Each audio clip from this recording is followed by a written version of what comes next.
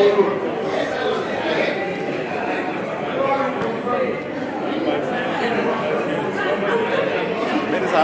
many?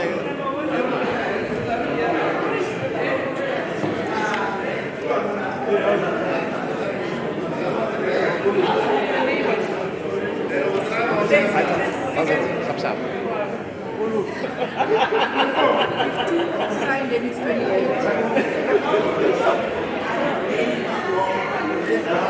That's true. So we're at with 8.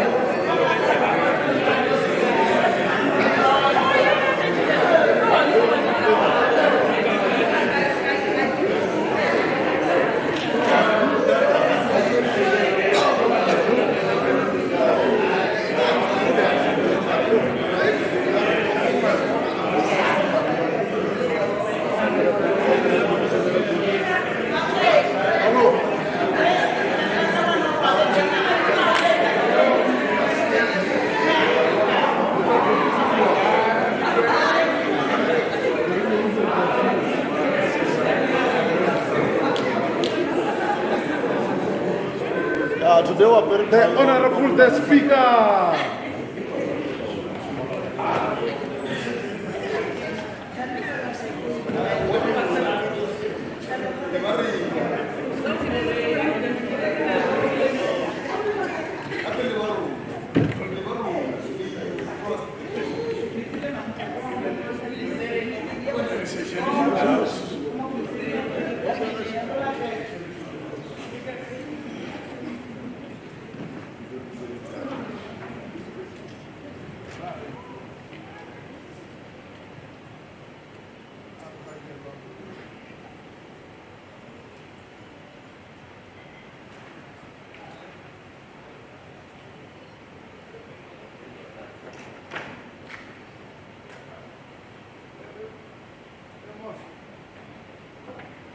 We shall now have the opportunity for silent prayers or meditation.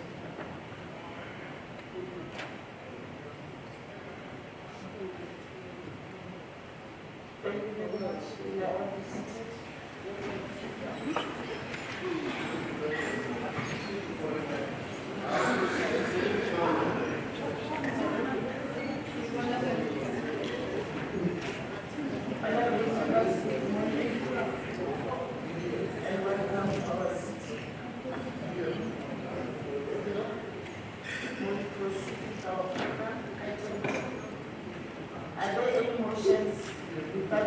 in terms of housing, 1.5. Honorable Son.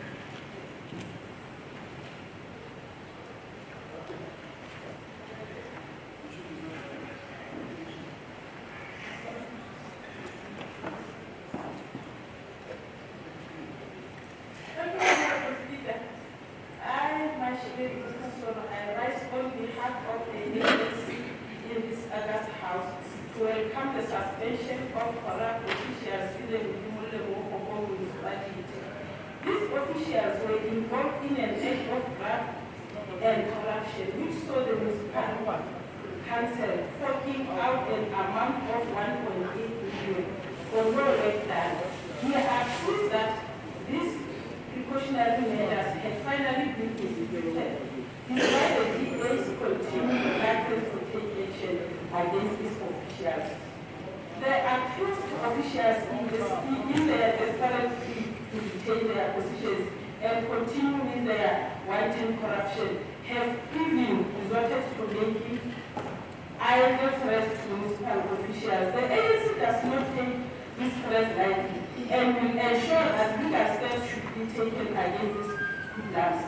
This shocking entitlement mentality, where officials will be involved in acts of thievery, and when confronted, they resort to threats, must be reported to the police. As the ANC, we cannot allow this municipality to degenerate into a mafia-free state because the DA wants to protect these corrupt officials. The man could have gone a long way, considering that the municipality is faced with heaps of service delivery challenges. Creating fictitious invoices to steal public funds is an amateurish, outdated act, and it demonstrates the DA's sacrilegious attitude towards the human people of Limpopo. The ANC in Waterberg will make sure that no stone will be left unturned to ensure that these corporate facts are fully exposed and should face the wrath of the might of the law. I shall move on. Very proper. Thank you, Honorable Son.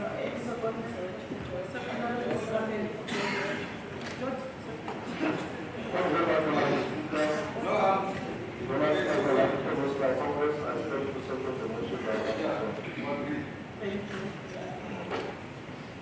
Any motions to pass notice? Honorable Mogale.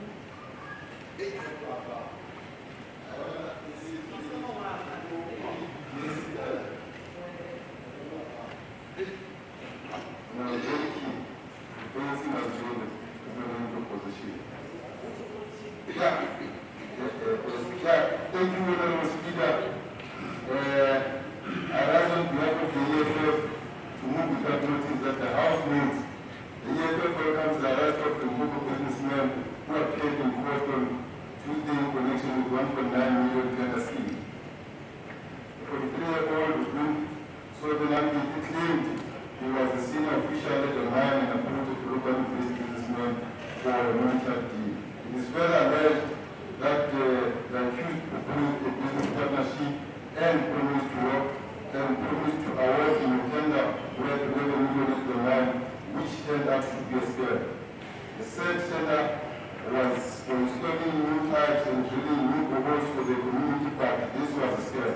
The businessman was asked to pay 1.9 million for the tender, which was allegedly paid by the accused. The case was opened with quite seriously commercial crime investigation team, and it was discovered that the accused was not employed by the mine. The accused is part of a system that goes around promising people in exchange for money. Jordan appeared in the global specialized commercial crime court on Tuesday, where he was released on 10,000 days. Criminal elements must be completely flushed out, and there must be zero tolerance to criminality by the community members and law enforcement authorities. Limpopo cannot be reduced to the status of a home for criminals where we are generally peaceful province in the status quo must be I so move.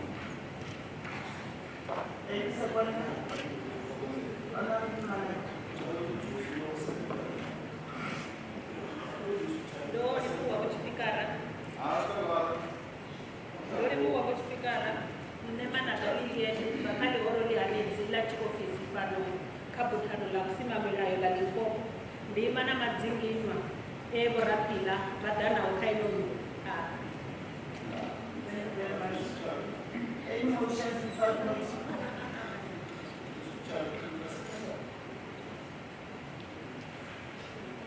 We'll proceed to item A. Any notices of motion in terms of House Bill 146?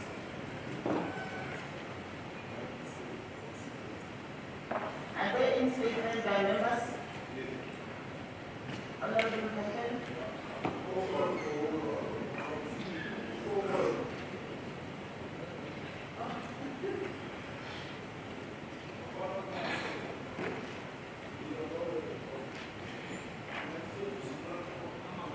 Honorable members, if you want to say something, then please raise your hand.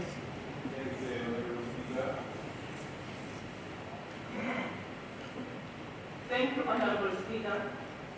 Greetings to honorable members and members in the gallery. Good morning.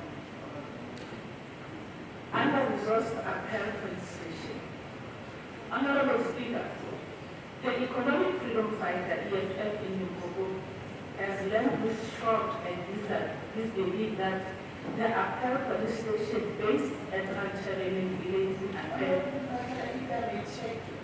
Your mic is on.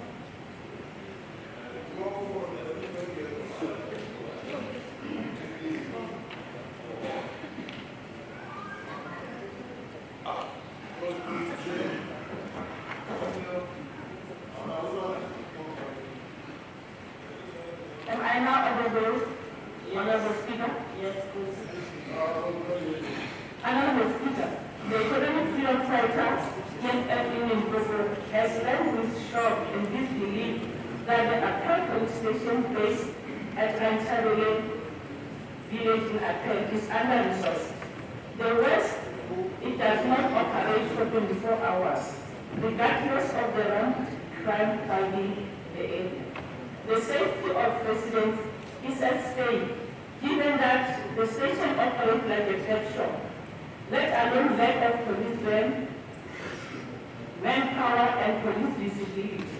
Police officers use corrugated mobile offices with little or no privacy for victims of crime.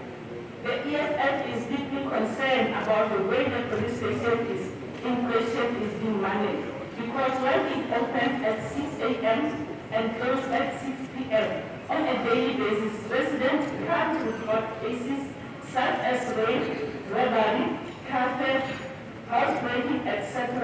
after those hours. It is an indisputable fact that policing in Sekhukhune is in crisis, while SAPs and law enforcement agencies are not implementing comprehensive safety and crime prevention programs. The circumstances surrounding the appellate legislation demonstrate and expose the clear stance made by the Minister of Police, who launched the toothless and directionless so-called Safer Festive Season Operation campaign in Toyako. How can SARS ensure resident safety during festive season while police officers not off at 6 p.m. because of fear of criminals? The EFF is dismayed by lack of police personnel and resources such as police vans and satellite police stations in rural areas. This is a serious concern and a major contributor to the prevalence of crime. At this stage, we cannot shy away from the fact that the prevailing condition on the ground suggests that police officers are mostly to be overwhelmed and overpowered by criminals. The EFF calls upon holidaymakers to celebrate the festive season with caution. Most important, parents must supervise their children and make sure their whereabouts and make sure that they know about their whereabouts and about all the places where they go at all times. Finally, we call upon the MEC of Community Safety and Liaison to investigate this matter and provide a lasting solution. I thank you. Thank you very much. Any statement by members?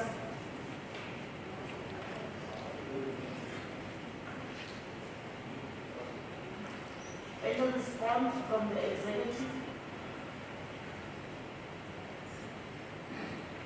Honorable Makam and Mrs. Makam.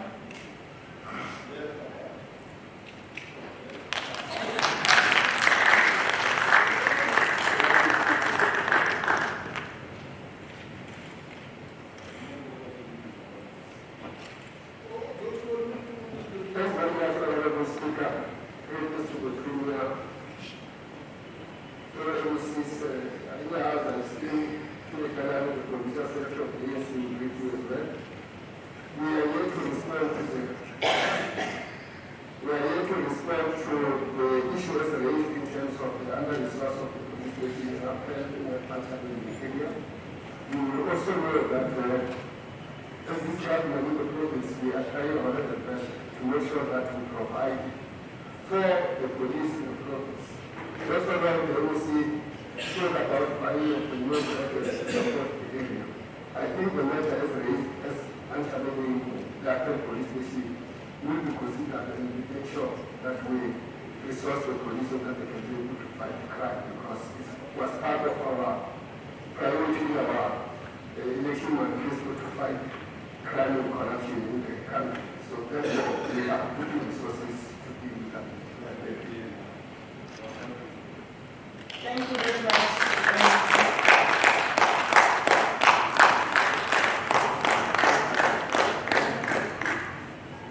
Are there any executive statements in terms of Rule 201?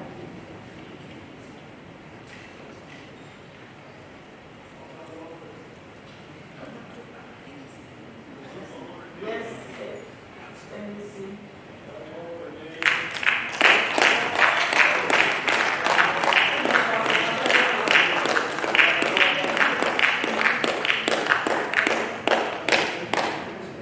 Honorable Speaker, Honorable Premier, Honorable members of the Executive Council, Honorable members of this August House, the Provincial Secretary of the ruling party, receive our greetings. Today, Honorable Speaker, the 17th of November, is a significant day for us as the Department of Health, as well as the province as a whole.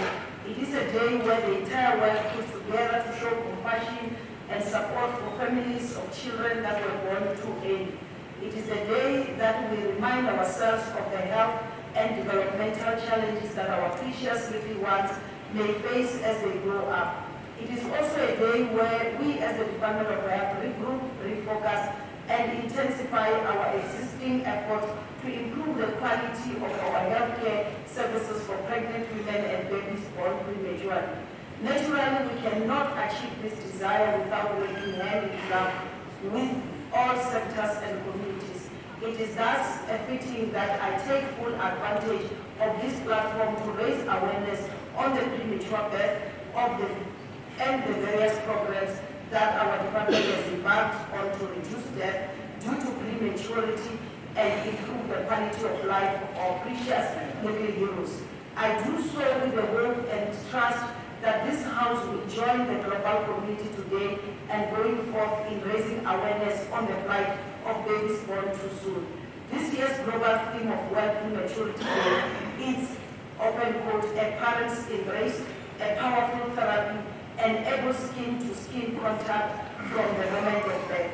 A premature birth occurs, Honorable Speaker, more than 3 weeks before the baby's estimated due date, usually before the 37th week of pregnancy. Globally, an estimated 15 million, which translates 1 in 10 babies, are born too early each year, and approximately 1 million of these babies will not survive. In South Africa, 15% of all deaths, or 1 in 7 babies, is born prematurely. Premature death is the leading cause of death in children under the age of 5 worldwide. The department has invested significantly in improving the quality of care for babies born prematurely and as such reducing fatalities. Hospitals have been equipped with the necessary equipment, the drugs and supplies to care for the babies born prematurely. All our districts have got the Center of Mother and Child Excellence, and we have now started with district hospital, for instance, in Capricorn here, Sekhukhune Hospital has got that center. Kensani Hospital in Mogale, in addition to the regional hospital, is also. We will make sure that all our hospitals do have such centers. Equally important, we have capacitated and continue to do so our doctors and nurses that care for our newborn through the helping babies to breathe, what we call HPP, newborn transition and neonatal resuscitation, what we call NTNR, and the management of the sick and small newborn, the MMSN, training programs. We can probably share the NTNR and MMSSN training programs were developed by our pediatricians here in the province together with the midwife, specifically for Limpopo health system. But as we speak today, they have now and are now being used in the other provinces and also in some parts of the continent in our region, especially SADC region. Two highly effective and cost-effective methods, Honorable Speaker, to improve the survival of these babies born to aid are the kangaroo mother care, what you see me demonstrating to you, or a kangaroo father care. This is not just for mothers, even fathers are expected to do this, and exclusive breastfeeding. KFC and KFC is a method of holding a baby close to your chest in a manner that allows the skin-to-skin contact. We advocate for all babies to be held skin-to-skin from birth. Skin-to-skin contact helps the baby to bond between you and your new family member. And it also has medical benefits for especially babies that are born prematurely. Let me just remind this August now, the benefits of skin-to-skin. The baby, because it's in touch with your skin as a mother or a father, it's kept warm because it takes the temperature from you as a parent. Both the baby and mom and dad remains calm at all times. You can even hear me today, I'll be calm the whole day. It helps the baby to breathe properly and for the baby's heartbeat to beat properly. So the mother or the father is able to assist the baby with their respiratory rate and that of the baby. Also, it colonizes the baby's stomach bacteria with that of the mom, so that the baby is protected from illness and infection. Because we know babies who are born prematurely, they still, the digestive system has not fully developed. It's also the baby crying less, which means that the baby won't be in stress, because crying causes stress, and the stress that the baby would lose the energy and from crying too much. It also helps the baby's mom the baby to find the breast, because it's closer to the breast and also attached to his bone, so that she or he, meaning the baby, can start feeding. It finally helps the baby, our mom and dad, to bond and form a special relationship. Honorable Speaker, if a snake comes here, all of us here will jump Mawe in our own language. But if we can start as fathers, you will see in future, when the snake comes, we'll say, Dedini. So fathers, let's start getting that bond with our babies. We also have a program to capacitate healthcare professionals. And the exclusive breastfeeding, we have now launched 2 breast milk banks, one in Mogale and another one in Sekhukhune, Philadelphia Hospital. We are calling upon all mothers to can go and donate the breast milk, so that the babies who are born out of mothers who can breastfeed, we allow them. Honorable Speaker, we also strongly plead to all members of this House to help us to advocate for every single woman. When you miss your period, go to the clinic test. Once you are positive, start to attend antenatal. In that, we'll be able to pick up this disease which causes premature. Some of the infectious diseases are causes of premature baby. Your conditions like hypertension and diabetes also, but we can control them if you attend antenatal clinic. Purple, Honorable Speaker, in conclusion, is the official color for the World Prematurity Day. Let's wear purple today and show support for all the premature baby. That baby who might be born prematurely might be your next director, your next MEC, your next MPL, your next premier, your next president. And let's work together in order to make sure we support all premature babies, and especially the mothers of premature babies who goes through lots of stress, and they need our support as honorable member. Thank you, honorable speaker.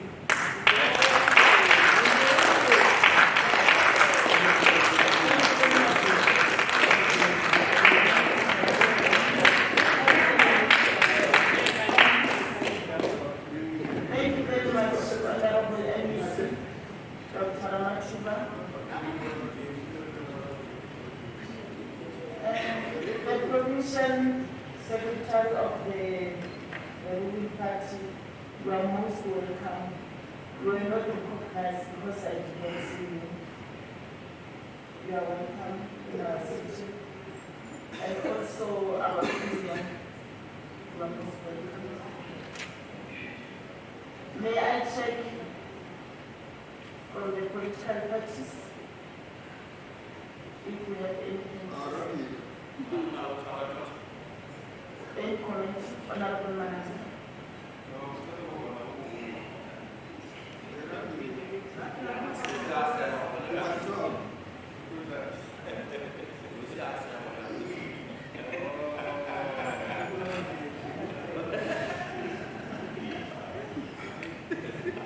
Thank you, honorable speaker. Honorable speaker, preterm death and low birth weight is a major concern associated with perinatal and morbidity rates that are very high. And it's very much concerning. Why? Because it's happening in high income and low income countries. Maybe the question might be, what might be wrong with the systems that the sub-Saharan countries are using in healthcare? Is it our health educational or is it our health promotional programs that we are using? Honorable Speaker, what happened to those antenatal classes that we used to have previously, wherein our women will be prepared before they go into labor and postnatal? The KMC that Honorable MC has alluded to, yes, indeed, is the best care to counteract this mortality rate that is too high to these infants who are born with low birth rate. So are we doing enough to teach our women out there how to promote? Are we doing enough out there to promote our maids in order to be able to do what the embassy was demonstrating here? So it was a presentation that was given by Honorable MC, but the audience, Honorable MC, I think is out there. Your people need to go out, yes, and educate our women, especially those who are in rural areas, about the KMC, about the kangaroo father care, so that we should be able to preserve the lives of those MECs, those MPLs, those cranials that Honorable MC was talking about. I hope with health education and health educational programs in our obstetrics and gynae department, we'll be able to preserve lives of those little ones who are born with a very low birth weight. I thank you. Thank you.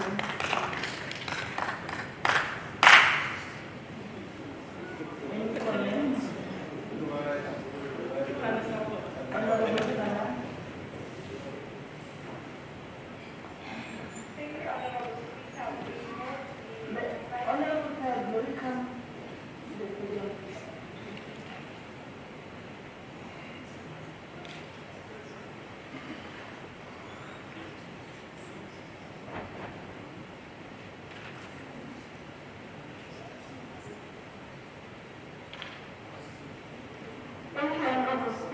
We note the matter with leadership statement by the Honorable MC and the English join her and the department in giving awareness for the premature within our province. We further encourage the males or rather the fathers to be present when women are giving birth, which you can experience the feeling that the MC spoke of. That's interesting. We further encourage our pregnant women in the province to visit their clinics, to take part in their prenatal Thank you very much, Honorable Khan. Honorable members, we are advised to use the mic on the podium for recording purposes. Any comments? Honorable Slambe?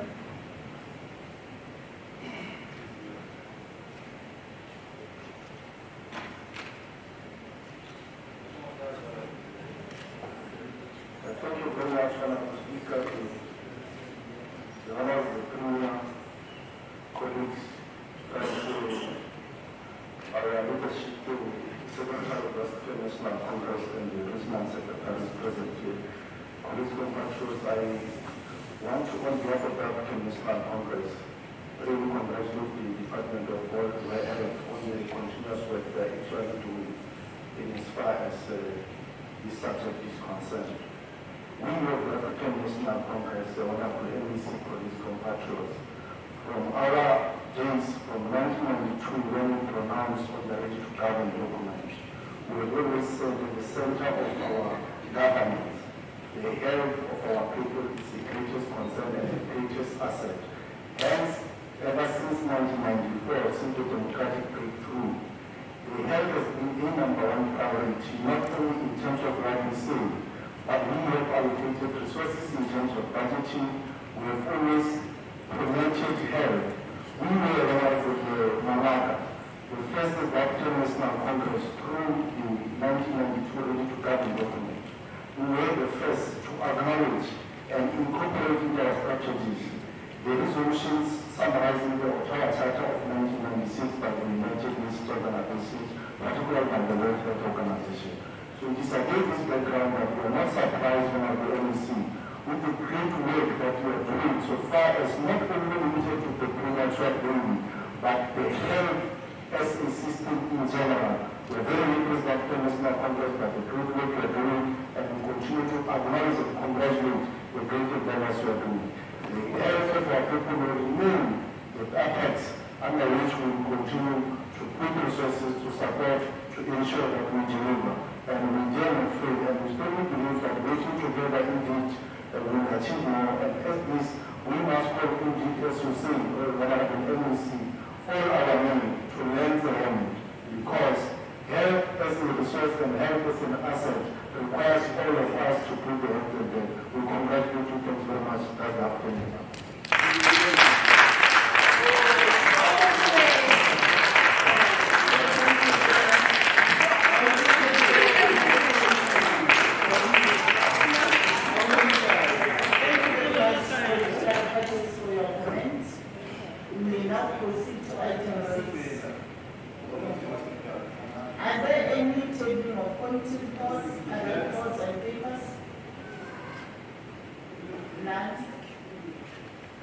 Let's move to item 7, orders of the day. 7.1, first reading of the Limpopo Adjustment Appropriation Bill 2022 B03/2022 by the MEC for Provincial Treasurer, Honorable Squad.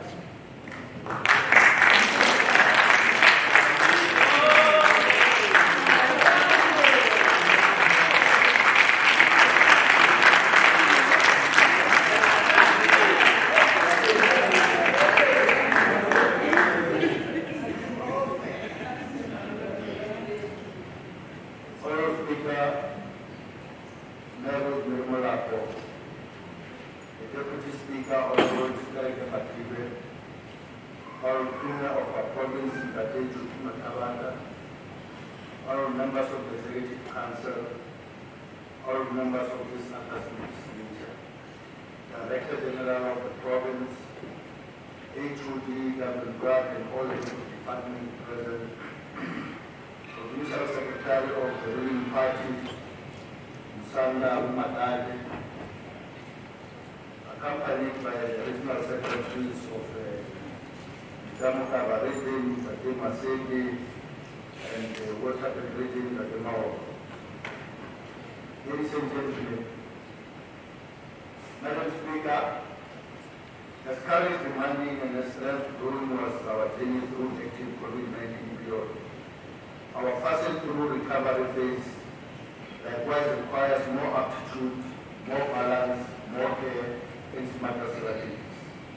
We need these attributes to ultimately survive the economic ravages of the pandemic and continued enemy between Russia and Ukraine. Our provincial recovery plans are well on course, and we continue to traverse with utmost diligence to ensure that there are no avalanches triggered by our actions or inactions in our course to find the base. As we navigate towards the base, the provincial treasury conducted adjustment budget bilateral meetings with departments and public entities with a view to assess the budget pressures in departments. And the presentation of this adjustment budget today will seek to address some of those pressures without losing the balance that potentially triggers avalanches. Honorable, the provincial road revenue is anticipated to increase from the baseline of 1.4 billion to 2.1 billion in the year under review, which represents a significant growth of 46.9%. The increase is mainly due to once-off surrender of 2021-22 unspent funds from public entities, group agency Limpopo Gambling Board, and Limpopo Tourism Agency, and improved collections of motor vehicle licenses, horse racing taxes, interest from favorable bank balances by transport and community safety, community development, environment and tourism, and provincial treasury. Our 2023-24 own revenue target is expected to decrease to 1.7 billion, or by negative 21.6% due to the once-off surrenders received from public entities in 22-23 financial year. However, the revenue targets for 2024-25 and 25-26 will then increase to 1.7 billion and 1.8 billion by 4% and 5% respectively. The socio-economic outlook of the province and nationally makes it essential for provinces to continue to strive to enhance revenue collection. We are also pleased to report to this August House that as a province we continue to rely on strong infrastructure investment and development to spearhead our economic recovery. For the financial year under review, we are implementing approximately 1,379 infrastructure projects with an original allocation of 6.8 billion and as of 30th September 2020. The overall provincial infrastructure expenditure was 3.2 billion or 47%, which is a substantial improvement compared to the two previous financial years. To this effect, our provincial infrastructure budget is proposed to be adjusted upwards from 6.8 billion to 8.8 billion in terms of allocation. This represents an increase of 22.5%, and those adjustments are as follows. The Department of Education has adjusted upwards from 1.5 billion to 1.6 billion. The Department of Agriculture has adjusted upwards from 180 million to 192 million. Economic development, it's adjusted upwards from 27 million to 87 million. Department of Health adjusted from 759 million to 1 billion. Department of Works adjusted upwards from 1.1 billion to 1.4 billion. Department of Public Works, Road and Infrastructure adjusted upwards from 3 billion to 3.8 billion. Department of Transport adjusted downwards from 57 to 50 million. Department of Sports adjusted downwards from 89 million to 4 million. Department of Social Development adjusted downwards from 20 million to 17.6 million. These adjustments have been made after identifying key projects that are ready for implementation during the 2022-23 financial year. We will continue to review the project implementation through the technical committee on infrastructure to identify blockages and provide appropriate interventions to ensure efficiency. As it signing assist, we must equally report that the provincial half-yearly expenditure for the financial year 22-23 is 35.9 billion or 8.3% against a budget of 74.2 billion, which equates to an underspending of 1.7% on a straight line basis. However, the province is projected to overspend by 1.9 billion or 2.6%, which will in the main be Department of Health and Education at 1.2 billion or 5.5% and 518 billion or 1.4%. The projected expenditure in health because of contractual obligations for less implementation is due to both contractual obligations, scholar transport, external examination, printing, and compensation of employees. Madam Speaker, during the 2022 MTF allocations, the National Treasury implemented budget cuts that were affecting 2022-23 to 2023-24 financial years, and these were implemented as follows. 824.8 million, 1.4 billion in 2022-23 and 2022-23-24, respectively for new data updates due to decrease in population numbers, that is for 2021 allocations. 8.5 billion in 2022-23, 5.4 billion in 2023-24 for compensation of employees, budget cuts due to public service wage freeze, and 970 million, 1.7 billion in 22-23, 23-24, respectively for fiscal consolidation. In the 2023-24 MTF period, the province is allocated the following additional funds: 858.5 million in 2023-24 and 661.7 million in 2024-25 for new data updates.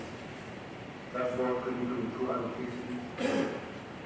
578.7 million, 969.7 million, and 1.4 billion in 2023 MTF for new data updates allocations. 2023 allocations. 884.6 million for presidential youth employment initiatives in education in the 2023-24 financial year. 40.8 million and 48.6 million for social development, welfare NGO funding in 2023-24 and 2024-25. 839.1 million and 540.5 million for health sector in 2023-24 and 2024-25. 867.6 million or 907 and 907.3 million for inpatient sector in the 2023-24 and 24-25. 886.7 million, 906.9 million, and 944 million in help for pressures of SEO and service petrol, and 2023-24, 24-25, and 25-26. 655.6 million, 796.8, and 885.4 million in education for COE pressures in 23, 24, 25, 24, 25, and 25, 26. The total provincial equitable share allocation for Limpopo into the 2024 financial year amounts to 64.1 billion, growing to 66.7 billion in 24-25 and 70.2 billion in 2025-26 financial years. This equitable share allocation represents a positive increase of 0.2% in 2023-24 financial year, 4.4% in 2024-25, and 5.2% in financial year. The low increase is due to the fact that annual salary increases for public service are not yet allocated over the entire period. Total provincial funding, which comprises equitable share, conditional grants and provincial owned revenue, is increased by 0.2% in 2023-24 from 76.2 billion to 76.4 billion, and by 4.1% in 24-25 to 79.5 billion, and by 4.5% to 3.1 billion in 25-26 financial year. The total provincial equitable share allocation to departments in 2023-24 financial year amounts to 66.4 billion, which reflects positive growth of 4.7% when compared to 63.4 billion in 22-23 financial year. In 2024-25 and 2025-26 financial year, equitable share allocations amount to 67.9 billion, or growth of 2.8%, and 71.6 billion, or 5% year-on-year respectively. The total provincial allocation for 2023-24 financial year amounts to 77 billion, which reflects positive growth of 2.8% when compared to the 74.2 billion main appropriations of 22-23 financial years. All votes show positive growth, except the negative 17.4% due to reduction of earmarked funds and phasing out of 3 big public entities from the provincial fiscus. In 2024-25 and 25-26 financial years, the total provincial allocations amount to 78.9 billion, or growth of 2.5%, and 82.6 billion, or 4% growth year-on-year respectively. The above allocations are inclusive of the preliminary provincial grant allocations, since national departments must still finalize their respective conditional grant allocations to the province after consultations with relevant stakeholders as prescribed in section 26, subsection 2E of the 2022 National Revenue Act, which requires the transferring officer to submit to the National Treasury by the 2nd of December 2022 the final conditional grant allocations and framework based on the provisional allocations and frameworks. Honourable Premier, ladies and gentlemen, in terms of our 2022-23 budget adjustment estimates, our provincial available funding sources are adjusted upward by 3.9 billion, or 5%, from 74.2 billion to 78.1 billion. The total provincial receipts will increase by 2.2 billion, which comprises of the following. Equitable share, which is revised upwards by 1.1 billion for funding of 2022 salary increases for public service. Conditional grant allocations, which are also revised upwards by 908 million, comprising of rollovers from 2021-22 to 2022-23 year amounting to 827 million, and additional allocations of 81 million of 81,000 for 81 million for provincial roads maintenance grant, Department of Public Works, Roads and Infrastructure for bridges. That's 81 million. The provincial owned revenue, which is adjusted upwards by 177 million or 12% from 1.4 billion to 1.6 billion. I therefore present the 2022-23 budget adjustment as the department as follows. Vote 1, Office of the Premier receives 25.2 million. This institution is allocated 7.2 million to fund compensation of employees of the 2022 wage increase, 15.6 million for executive development program, 5 million for youth development enterprise, 11.5 million for premium events, 12 contractual obligations, and 2.7 million for rollover funds from 2021-22 to 22-23 financial year. The office will surrender 28.8 million, which comprises of 20.5 million from compensation of employees and 8.2 million from earmark funds that will not be utilized.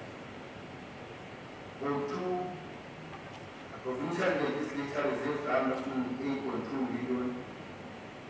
The House is allocated 5.9 million to fund compensation of employees for 2022 wage increases, 10 million for audiovisual equipment, 45 million for political party support, and 47.2 million for facilitation of previous years' unspent funds as per section 22 of the Ephraim.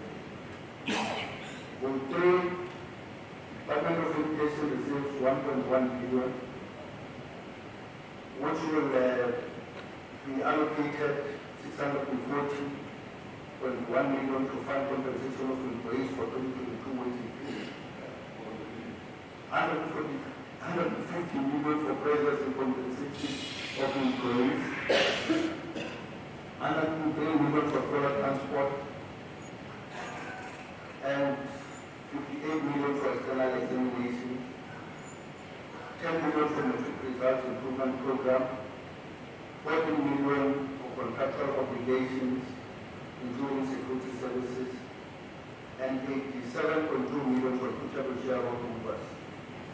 The department will also receive 219.2 million for conditional grant holders. The department will, however, surrender 100 million for storm damaged school projects. Vote 4, the Department of Agriculture and Rural Development received 186.6 million. This department will receive 24.9 million to fund compensation of employees for 2022 wage increases, 71.4 million to fund food and mouth disease interventions, 20 million to fund pressures in goods and services, 5.7 million for labor gratuity, and 14.4 million for conditional transport. Vote 5, the provincial treasury receives 6.7 million. The department is allocated 6.3 million to fund compensation of employees for 2022 wage increase, 15 million to fund traders in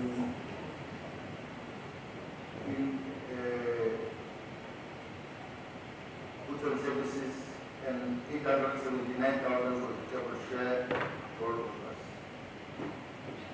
The department will, however, surrender 28 million for compensation of employees.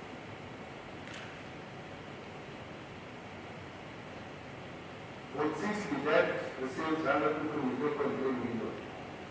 The department is allocated 12.9 million to fund compensation of employees for 2022 wage increases, 5.6 million for waste management, 5.4 million for air quality management support, 12 million for goods and services, including contractual obligations, 10 million for infrastructure projects, 1.2 million for rollover of liquor license management system, 35.6 million for additional compensation of employees in Kenya, 7 million for goods and services in Limpopo Building Board, and 5 million for Department of SCZ.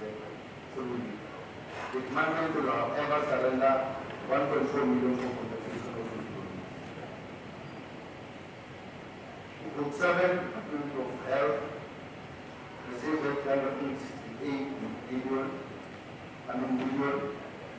The department is allocated 382.4 million to fund compensation of employees for 2022 wage increases, 542 million to fund treasures in goods and services, equitable shareholder movers of 1.8 million, and conditional grant holders of 251.6 million.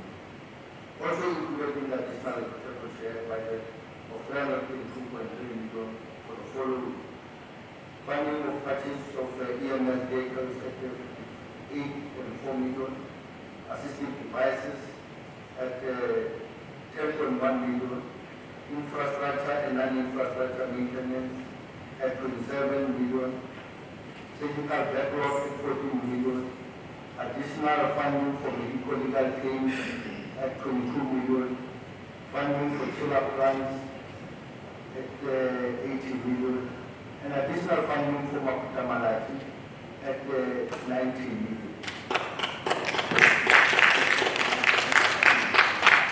The department will however surrender 652.3 as follows: 5.2 million for compensation of employees, 66.9 million for student scholarship, 43.3 million for EMS funding.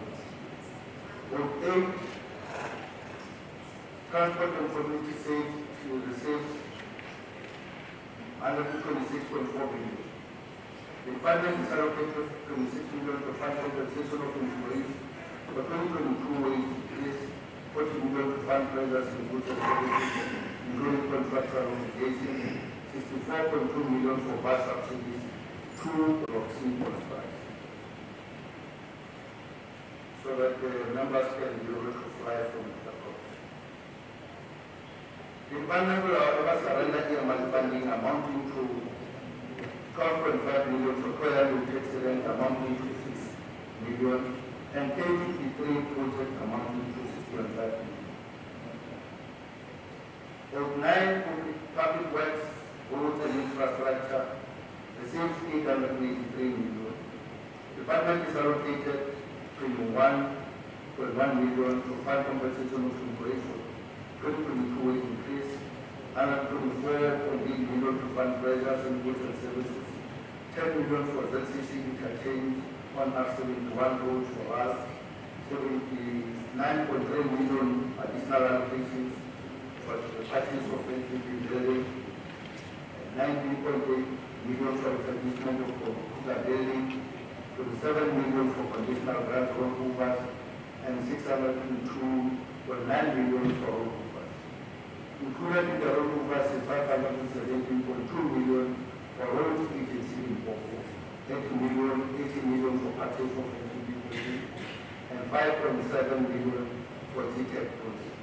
The department is also allocated additional 81 million for the provincial road maintenance conditional grants for rural villages project. The department will however surrender 83.8 million for compensation of employees. Road 10 sports, arts and culture receives 50.3 million. The department is allocated 4.9 million to fund compensation of employees. For 2022 wage increase, 1.9 million to fund pressures on compensation of employees, 12 million to fund pressures in goods and services, 5.5 million for human rights and construction costs, 10 million for Makhuduthamaga Art Festival, 3 million for operationalization of RFGI system, and 1.5 million for youth gratuity. The department also received equitable share rollover of 1.6 million, conditional grant rollover of 4.9 million for community library services. The department will however surrender 29 million for earmark funding for the provincial roads. Group 11, Coxstar, received 341.7 million. The department is allocated 23.2 million to fund compensation of employees for 2022 wage increases, 6 million to fund pressures on the legal fees. The department also received total share rollover of 7.5 million for construction and furniture for traditional council offices, and conditional grant rollover of 308.8 million, which comprises of 1.5 million for EPWP grant, 189.4 million for human settlement development grant, and 117.7 million for informal settlement partnership grant. The department will however surrender 4 million for earmark funding for construction of traditional council offices. For 12, social development receives 119.4 million. The department is allocated 30.3 million to fund compensation of employees for 2022 wage increases, 101.2 million to fund traders on goods and services, and equitable shareholder of 9 million. And it will, however, surrender 21.2 million for compensation of employees. The allocation to departments is adjusted upwards from 72.2 billion to 78.1 billion, which is an increase of 3.9 billion or 5.3%.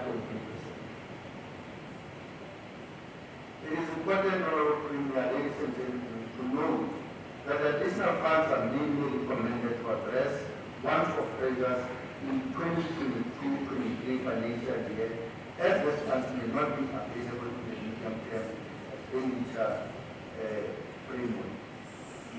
It means that those who are spending on the areas that we have already allocated funds, they need to make sure that they budget for them in the MTF budget, because they are not going to be allocated as they are allocated presently as pressures. So they are not going to be having continuous allocation. I hope that makes it very. It will remain the responsibility of each department to ascertain that recurring costs are funded over the MTF within the allocated baseline.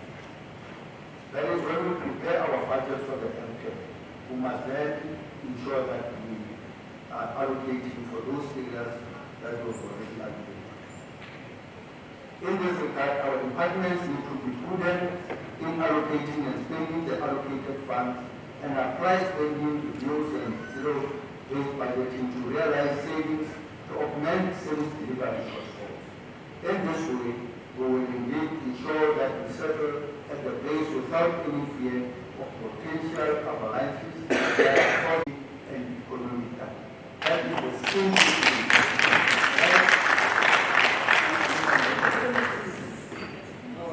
Honorable Premier, allow me to express my words of gratitude for the guidance and leadership during this challenging time.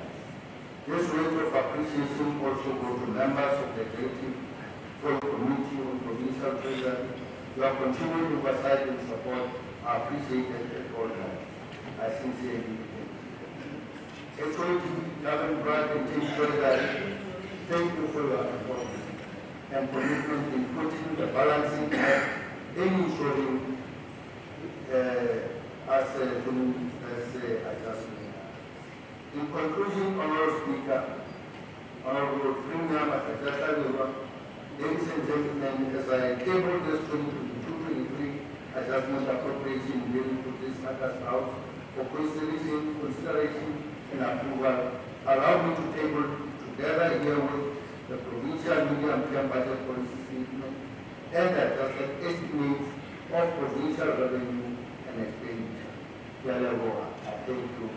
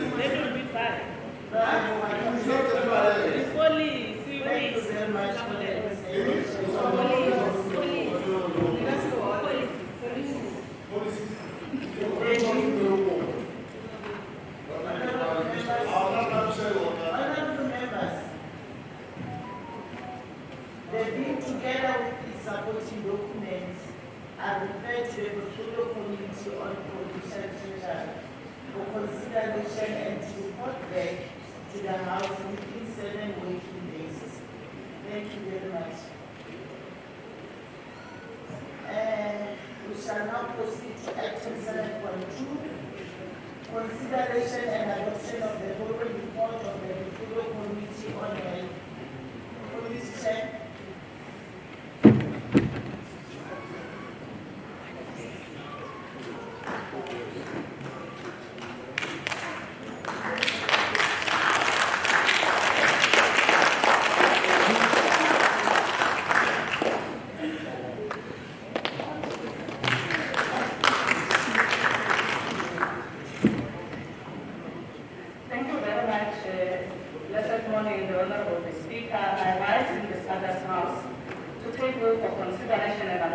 The 2021-2022 annual report of the Portfolio Committee on Health.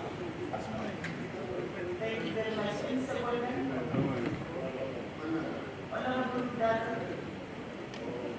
Thank you very much, Honorable Speaker. My name is Farazan Data. Vice Secretary. The submission is made by the Honorable Chairperson.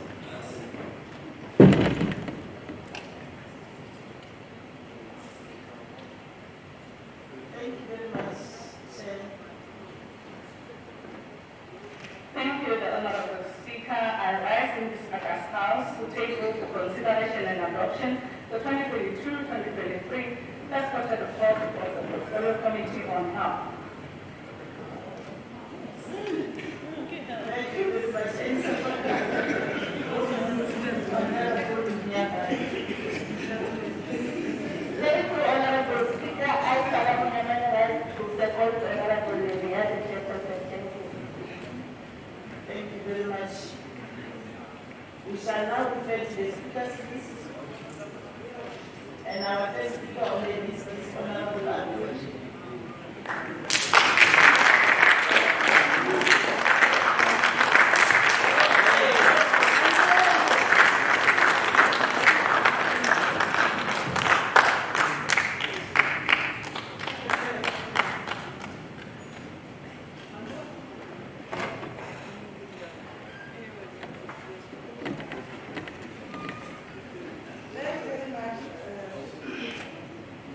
Thank you very much, Honorable Speaker, for affording me this opportunity to debate the annual and the first quarter report of the Department of Health.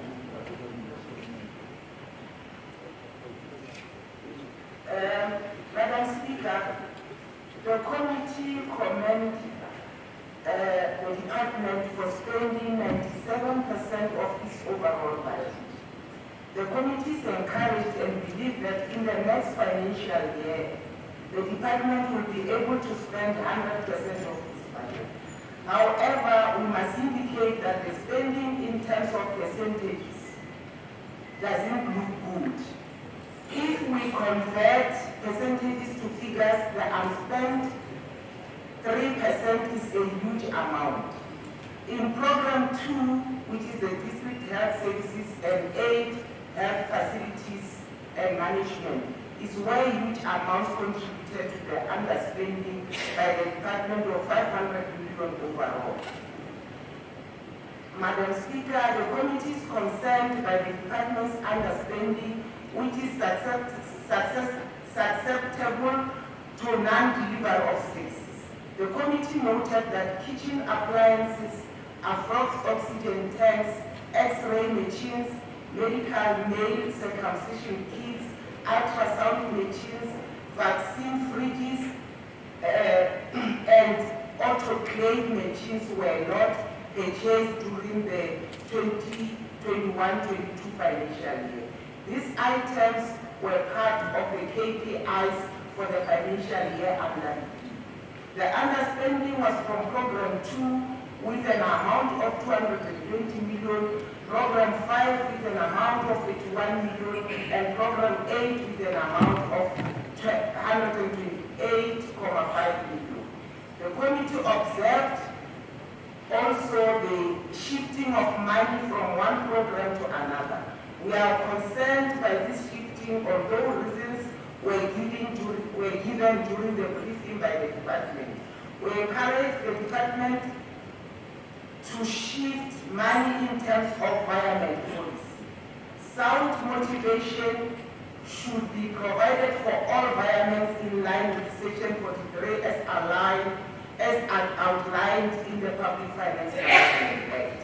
In Program 3, Emergency Medical Services, the committee noted that an amount of 1.9 million shifted from machinery and equipment to Program 2 and 5 to cover the anticipated over expenditure in building and other fees, structure and machinery. In Program 4, Provincial Hospital Services, an amount of 35.6 million was shifted from the program to Program 2, 3 and 5 to cover anticipated over expenditure in goods and services and machinery and equipment. In Program 6, Health Science Training, the total amount of 53.9 million was shifted to Program 2, 4, 5, 7 and 8 to cover the over expenditure in compensation of employees, goods and services, households and departmental agencies. A shifting of 0.05 million was also made from goods and services to cover the over expenditure under provincial and local government for vehicle licensing. The department must honor the approval of annual performance plan by the House at the beginning of the financial year. The committee is of the view that poor planning was made by the department, and that gives an impression that the committee was misled by the department during the approval of the APP and budget. When budget is approved, it is approved in line with the key performance indicators set by the department itself. The department should institute consequence management to the official responsible for poor planning. During the 2021-22 financial year, the Auditor General recommended that the department must improve their audit action plan regarding asset management, revenue collection, financial statements, not complying with the required standards, etc. The department must work hard to capacitate the Office of the Chief Financial Statement regarding the preparation of the annual financial statement. The department must make sure that some of the personnel in that office are trained to work specifically on this matter. In previous financial years, the AG raised this matter and the impression is created that the department is not giving it attention. The same goes to management of assets and revenue collection. The department must implement its revenue collection strategy. We will play oversight role to ensure that recommendations made by the AG are implemented.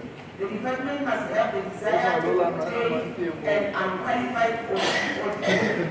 If the audit action plan is not implemented, there must be consequence management.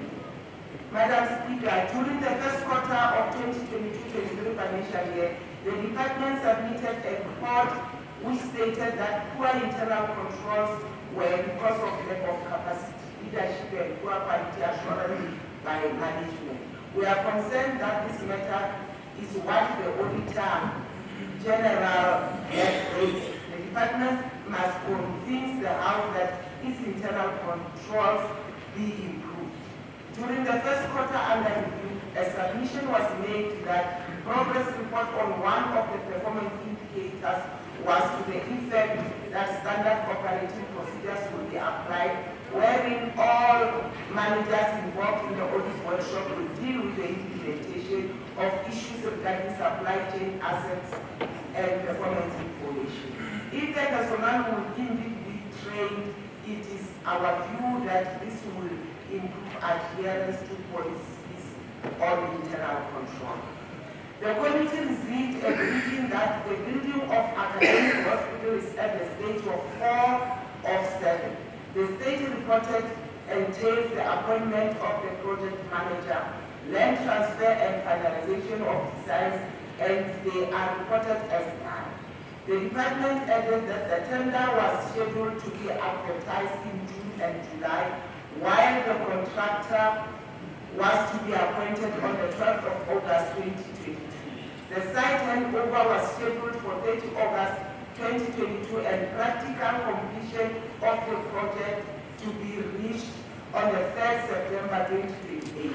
It was added that a plan been approved for the hospital to be a 288-bed hospital. The committee raised concern on the low number of beds and urged the department to increase bed capacity. This progress, Madam Speaker, is commendable, and we encourage the department to ensure that the long-awaiting hospital becomes a reality and one of the greatest deliverables under the democracy. We support the adoption of the 2021-2022 annual report and the 2022-2023 first quarter report. I thank you, Madam Speaker.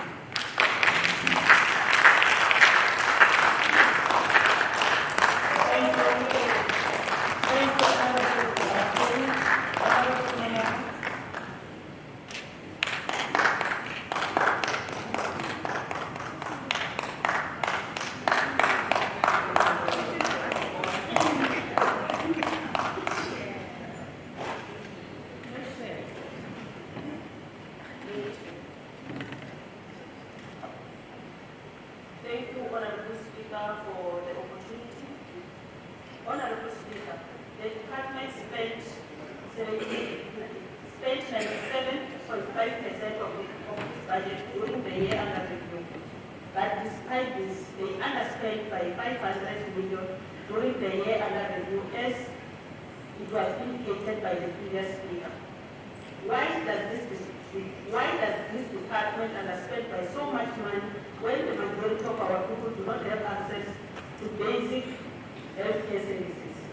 This department has chronic shortage of doctors, nurses, and medications, but they still underspend with such huge amount of money instead of prioritizing service delivery. Where is the 500 million rents, people may ask, Honorable Speaker? Is it intact or in the pockets of the politicians? Honorable Speaker, the Economic Freedom Fighters will follow up on this matter because our mission is to expose the corruption wherever it exists. Was the delivery of ventilators, central monitoring system, ICU crib, operating theater equipment, and other medical equipment done?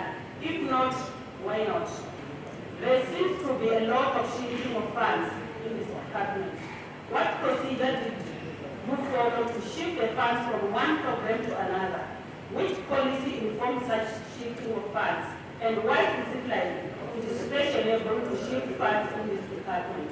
What happened to contractors who delayed to complete projects on time, as per project timeline in various health facilities in the province? How many were blacklisted? And if not, why? Honorable Speaker, the report seems to suggest that service providers in the department generally do not complete their work on time.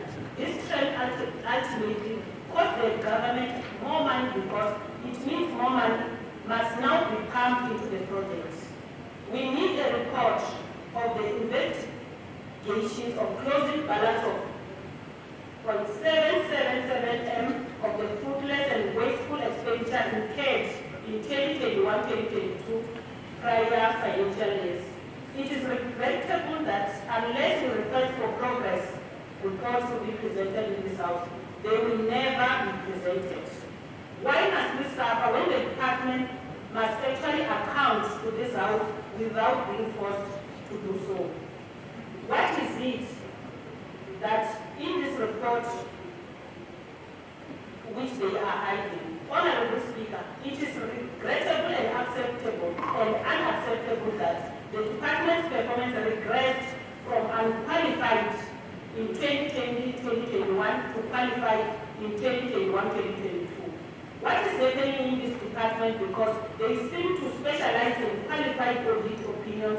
Their obsession is clear for everyone to see. Looking at the previous audit outcomes. Honorable Speaker, Mogale tangible capital assets were incorrectly classified, resulting in major assets not being completely recognized. Furthermore, the department didn't implement adequate internal controls for the restatement of movable tangible capital assets. Why are these kind of things happening? What kind of workforce do you recruit? Because mistakes like this are only made by catered employees within the department who have no idea of what must happen. Catered deployment doesn't consider or even value merit and competence. As long as you are loyal to a particular faction of the ruling party, whether you have skills for the job or not, that's not an issue. Honorable Speaker, the economic freedom fighter, in conclusion, will target and hire skillful and competent workforce to deliver services to the people of Limpopo. I so move. Thank you.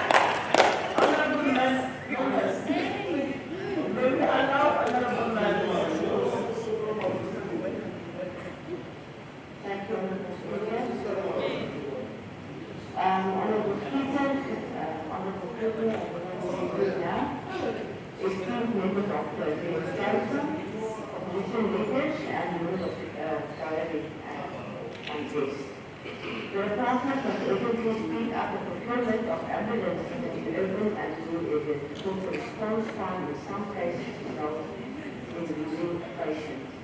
The department states that an additional 61 facilities stopped providing 24-hour services due to criminal activities, and 72 facilities stopped due to attrition.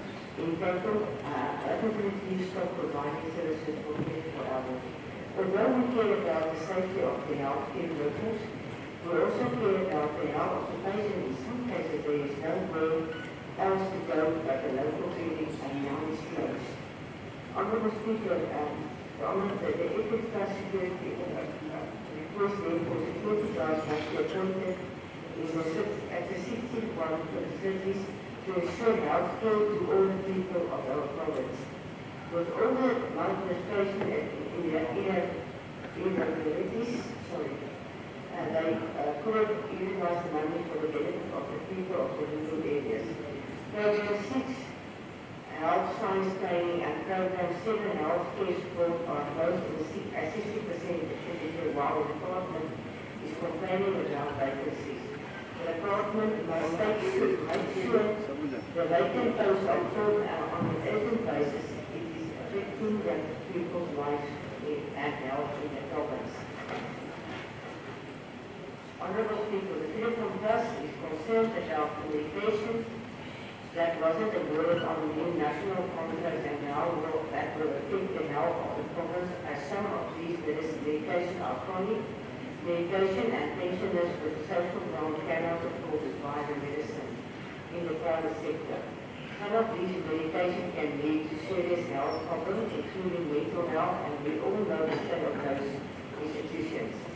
There is still a problem with service delivery to service providers regarding medicine and medical equipment. If the department can outsource ambulances, they can outsource medicine and medical equipment when the provider doesn't deliver.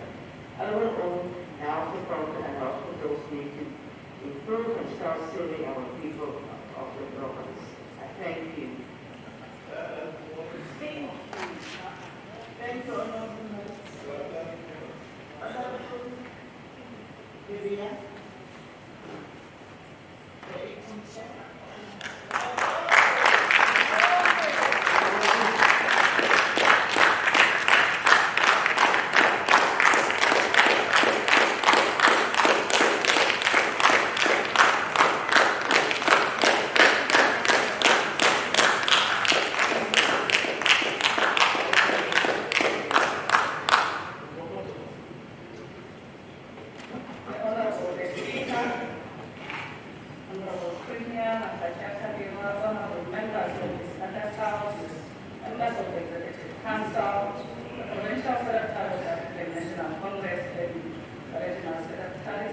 Distinguished guests in the Adas House and on the visual platform, a very blessed morning to you.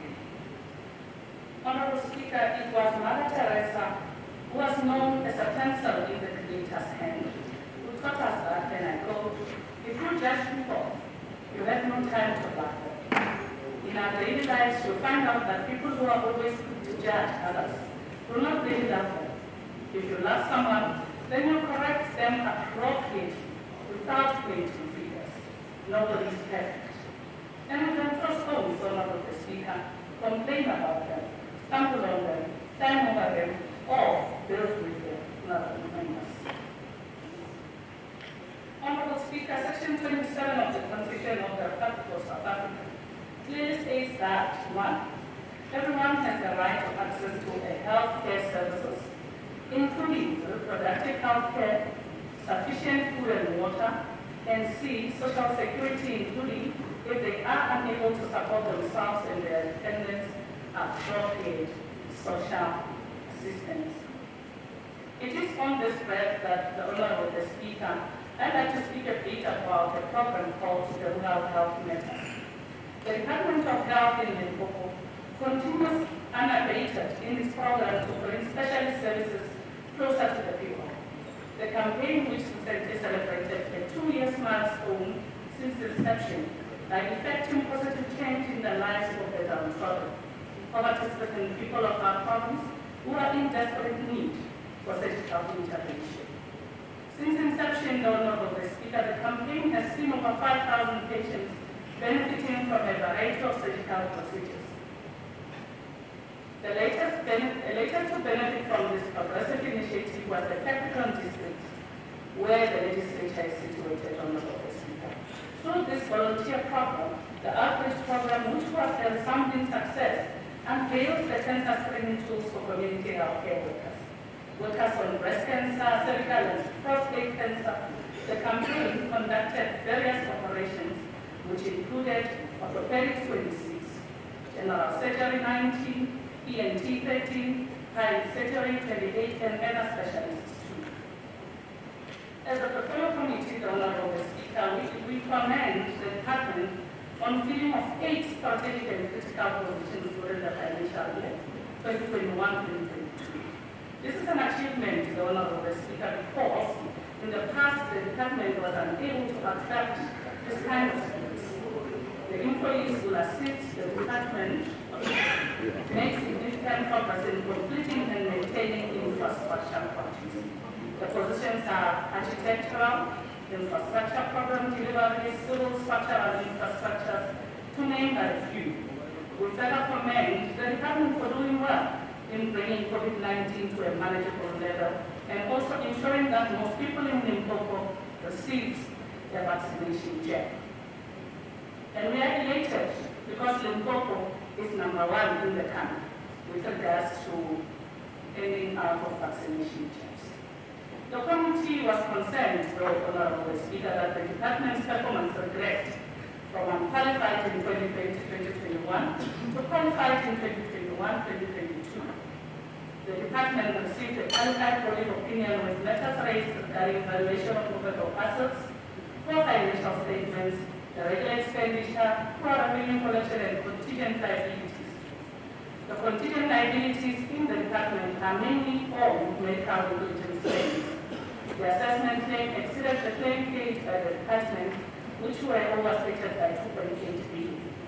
But on the same breath, Honorable Speaker, we commend the department as it had reported that the amount that was under investigation for fruitless and wasteful expenditure was 5 million and was recovered from suppliers and officials. I will repeat this, honorable members, that the amount that was noted on fruitless and wasteful expenditure of 5.26 million was recovered from suppliers and officials. We definitely are moving into a right direction. Conditional grant, the Honorable Speaker, is a grant that is allocated to these departments with conditions. And all those grants, we are so elated that one that is closer to the committee's heart is the EPWP grant, which was spent to 100%. A grant that makes sure that the downtrodden, the masses of our communities are able to get a better living wage from this particular conditional grant. Honorable Speaker, during the review of the 2020-2023 first quarter report, we noted in the previously submitted report that a medical legal policy was developed, a medical legal unit was structured, medical specialists appointed to head medical legal unit, and workshops were conducted to capacitate health workers. As part of implementing the plan to improve medical legal cases, the department reported that instead of using letters of demand, they now used summons, and this reduced contingent liabilities amounting between 14 billion and 7 billion rands. The committee will ensure that the plan as reported by the department is thoroughly implemented. Honorable Speaker, it was in this August House that as a portfolio committee, we came and rebuked at the strongest time the exorbitant amount of medical legal cases. These cases, Honorable Speaker, that give that to see the light of day, not only the Department of Health, but this province of Limpopo, that is known as the Africa's Eden, would be unfortunately created. We further noted that the department contracted digital vectors to convert hard files into soft copy. The committee had an oversight exercise to the vector side, and we were satisfied that the Department of Health is on the right and correct digital path, and it will move into an era where the use of paper is minimized, with massive savings from the cost of paper in the medium to long term. It is in the theory of Carl, the Honorable Speaker, who taught us to foremost seek to understand the laws of society and the nature in order to change them. And Honorable MEC, the department is on the right track. We are elated as a committee that the department has lived up to the guiding document of the Congress movement, that is the Freedom Charter, that alludes to the security and comfort of free medical care and hospitalizations that be provided to all, with special care for mothers and young children. In the same breath, they spoke of a preventative health scheme that shall be run by the state, which in this case, the Honorable Speaker, as a committee, we are saying we have been waiting for the academic hospital, the Honorable the MEC. We have been waiting for an NHI, the Honorable the MEC. We are waiting to see that happening. And in conclusion, the Honorable Speaker, if we have chosen the position in life in which we can most of all work for mankind, no parents can bow us down, because they are sacrifices for the benefit of all, then we shall experience no petty, limited, selfish joy, but our happiness will belong to millions and millions of the people of Limpopo. Our deeds will live on quietly, but perpetually at work, and over our ashes will be shed the both tears of noble people. I therefore move that the 2021 annual report and 2022-23 first quarter report of the Portfolio Committee on Health be adopted as a report of this August House. And I thank you.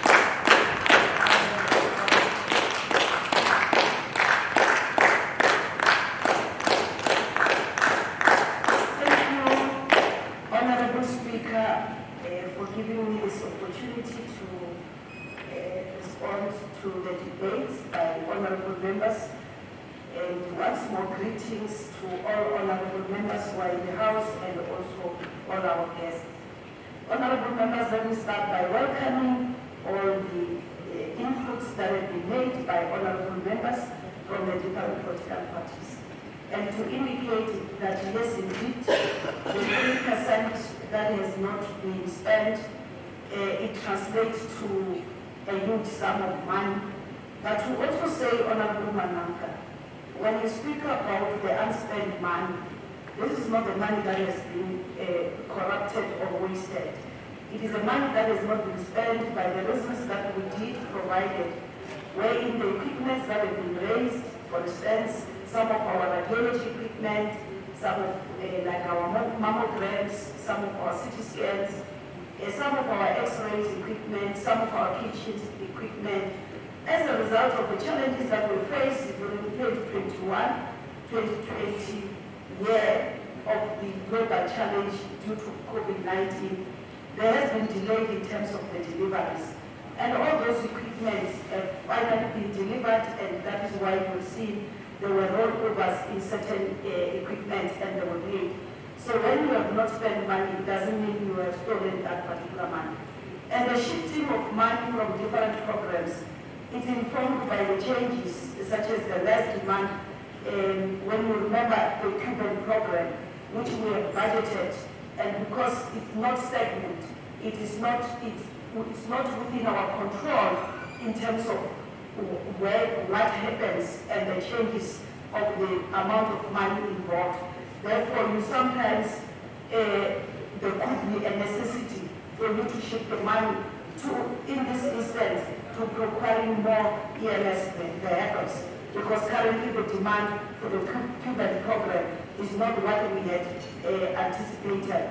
And the procedure that it's being used to shift the money, it's what is prescribed by Treasury. So no money was just shifted without the due processes being followed. Shifting of money is allowed, and between those items on the budget review and operational needs. So, honorable members, we do understand and appreciate your concern that the department did regress into a qualified audit opinion. Hence, the poor internal controls were in our audit action plan has been developed and is reviewed even by the Limpopo Provincial Treasury. And this plan is currently in place and being implemented. The implementation is in progress. Just to update this August House, 26 of the findings out of 64 have been fully implemented and ready for the reviews by the PHGs. The 10 findings out of the 64 are anticipated to be fully implemented by the end of November. 28 of the findings are anticipated to be fully implemented by February 2022. So the department is monitoring the implementation of the plan on a monthly basis. And also in terms of consequence management, honorable members, as the budget review and performance management, we had meetings even with all the districts where a roadshow on clean audit workshops has been, so that honorable members, the staff can commit and be aware of consequences that are going to. But those that have already committed those transgressions, I must reassure this House that the disciplinary processes have already started. Honorable members are rightfully to be concerned about the effectiveness of revenue collection system. And part of our audit action plan is also talking about the revenue collection, where the plans have been developed and the billing of patients as per the classification and time frames thereof to avoid the possible misstatements and backlog. The challenge that we are currently facing is what we have been busy across the province educating the public, which we also ask honorable members to assist. This belief that public health care services are free, you don't pay. It is one that is causing us this challenge, because people believe that they will pay in the private sector. They don't believe that in the public sector, when you visit, you need to be billed. So we are putting up systems in place so that anyone who is supposed to pay as per the policy, they are supposed to pay. People must just understand that in terms of public health, the heads must subsidize those who do not have. Therefore, each and every patient who visits the public hospital must be classified in terms of H0, those who cannot afford, who cannot pay. H1, you will be charged a certain subsidized fee. H2, until H3. And if we are able to do that, we will be able to resolve some of the challenges that are facing us in terms of the revenue collection. So we are really working on this matter, even though we acknowledge the budgetary constraints in terms of the resource when it comes to collection of this revenue. But we believe that we are on the right path. No one has been returned away from the public health because they are not able to pay. But we are worried that people are abusing this particular system when we know very well that they can afford. For instance, someone who's working, refuse to pay but demand a sick note. So what sick note are you demanding for? So these are the areas where we are going to be unpopular when we implement the law as it is. We will treat primary health care, which is free, but when we come to hospitals, that includes even illegal immigrants. If you can't prove, if you can't pay, you will not be able to be provided with elective procedures, because that is in line with the constitution of the country. So another area is where we are strengthening our relationship and engagement with the Road Accident Fund, which is one of the main data that we have as a department in terms of the fee. But we want to reassure honorable members that in this coming financial year, this one that we're in, you will see a huge improvement, especially on revenue collection. Let me also reassure members that the advert of the academic hospital was out on the 12th of September, and the briefing was held on the 19th of September. And of course, we want to believe that before we go for Christmas holidays, the contractor will be on site. Honorable members must just remember, this is a project of the National Department of Health, which we are beneficiary. It's one of those projects that we have been promised in kind to say we are going to receive. Otherwise, honorable members, in terms of all your inputs, we have noted them, and they will only assist us in improving the department to become even much more better, acknowledging the fact that this is a sensitive department that deals with lives of our people. So every cent that is not spent, it means somebody somewhere is not getting their services. Every cent that has been spent irregularly or unwanted expenditure, it means somebody somewhere is not getting the services that they are supposed to get. Thank you very much, Honorable Speaker and honorable members.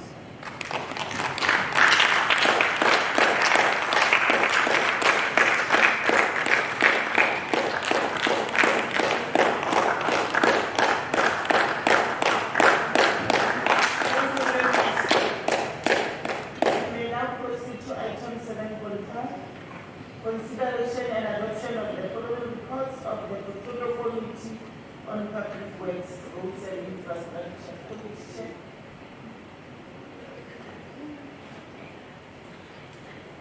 Honorable Speaker, thank you very much for the opportunity. I move that the report of the Portfolio Committee on the annual report of the Department of Public Works for the financial year 2021-2022 be adopted as a report of this Honorable House, and who are accordingly the Honorable Speaker. Thank you very much, Honorable Anna. Honorable members, I want to plead with you, those who are still present, so that if you can just remain, because we want a quorum up to the last item. Any seconder? Honorable Slavin.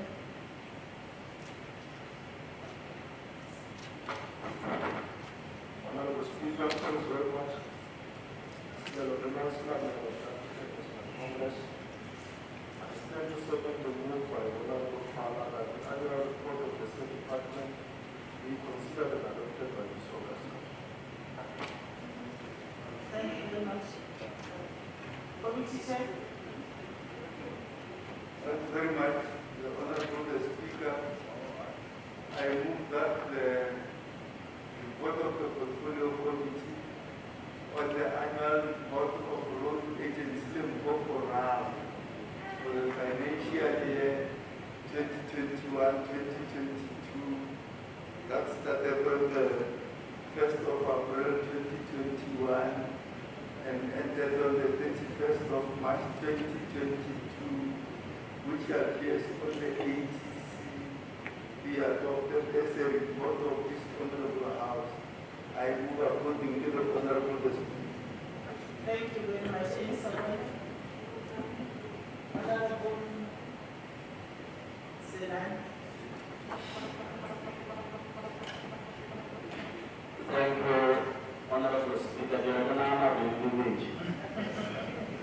Maragantalo Jaslaga, Olabola, in Jaslaga, say, or Chakacha, Castan, Gaha, Villagino, Tavajara, Jana.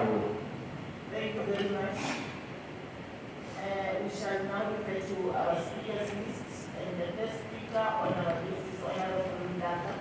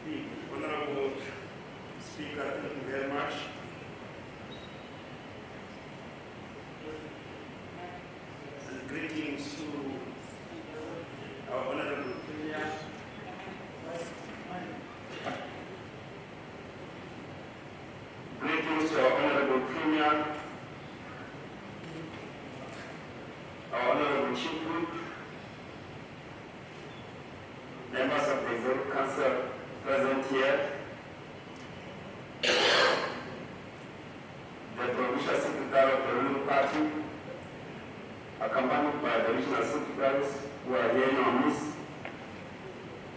honorable members of the Oversight, ladies and gentlemen, I greet you this morning in the name of the African National Congress. The process of annual report generated by various state organs is premised on the principle of accountability. Accountability as defined by the Oversight model of the South African legislative sector is a social relationship where an actor feels obligated to explain and justify his or her conduct to some significant other. This act of accounting is constitutionally mandated and can therefore not be circumvented. These reports are a means of reporting back and accounting to the people of Limpopo and beyond on the achievement of the set targets and demonstrate commitments and attempts to do even better in future. They are an account of how the department and its agency have gone despite the outbreak of COVID-19 pandemic in their endeavors to attain the goals of medium-term strategic framework 2019-2024 and the corporate development plan of 2022-2025. We therefore thank and applaud the Department of Public Works, Roads and Infrastructure, and its agency, the Road Agency Limpopo, for living up to the mandate and prescript of the Constitution of the Republic of South Africa. Infrastructure development in all its facets is intrinsically and critically linked to the realization of long-term social and economic development of our people.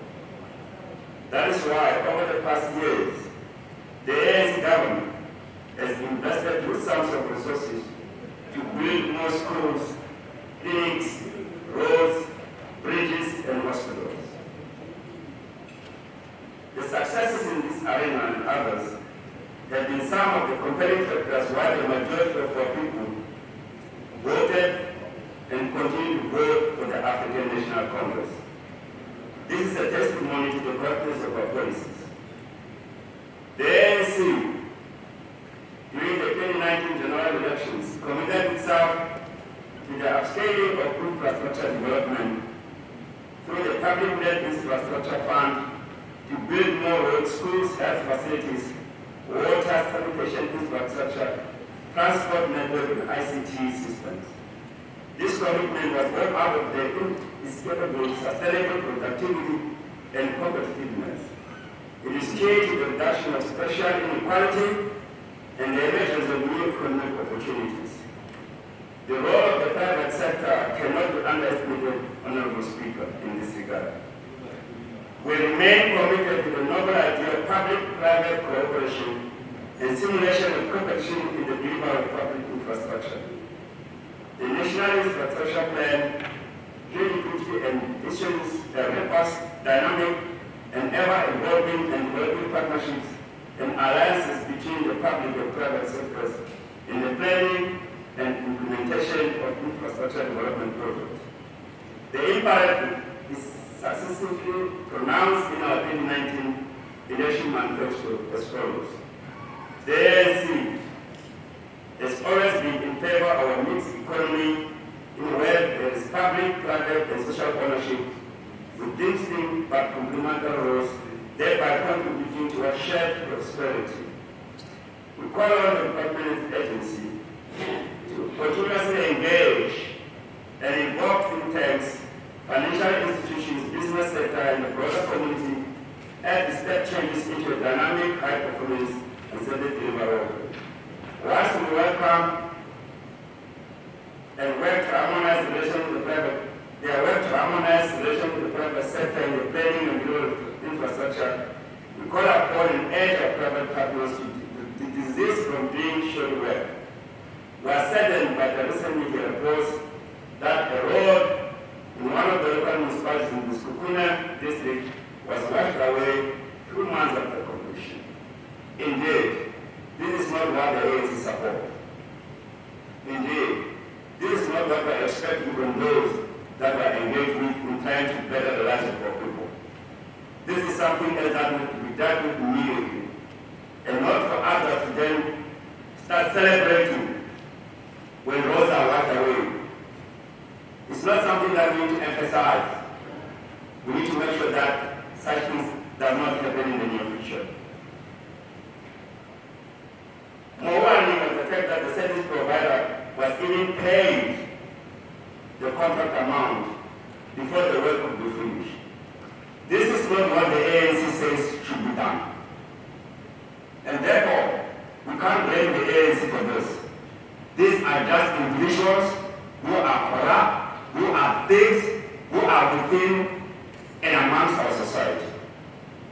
We need to make sure that we get rid of such elements, not only in government circles, but also within our society. We don't have space for such people.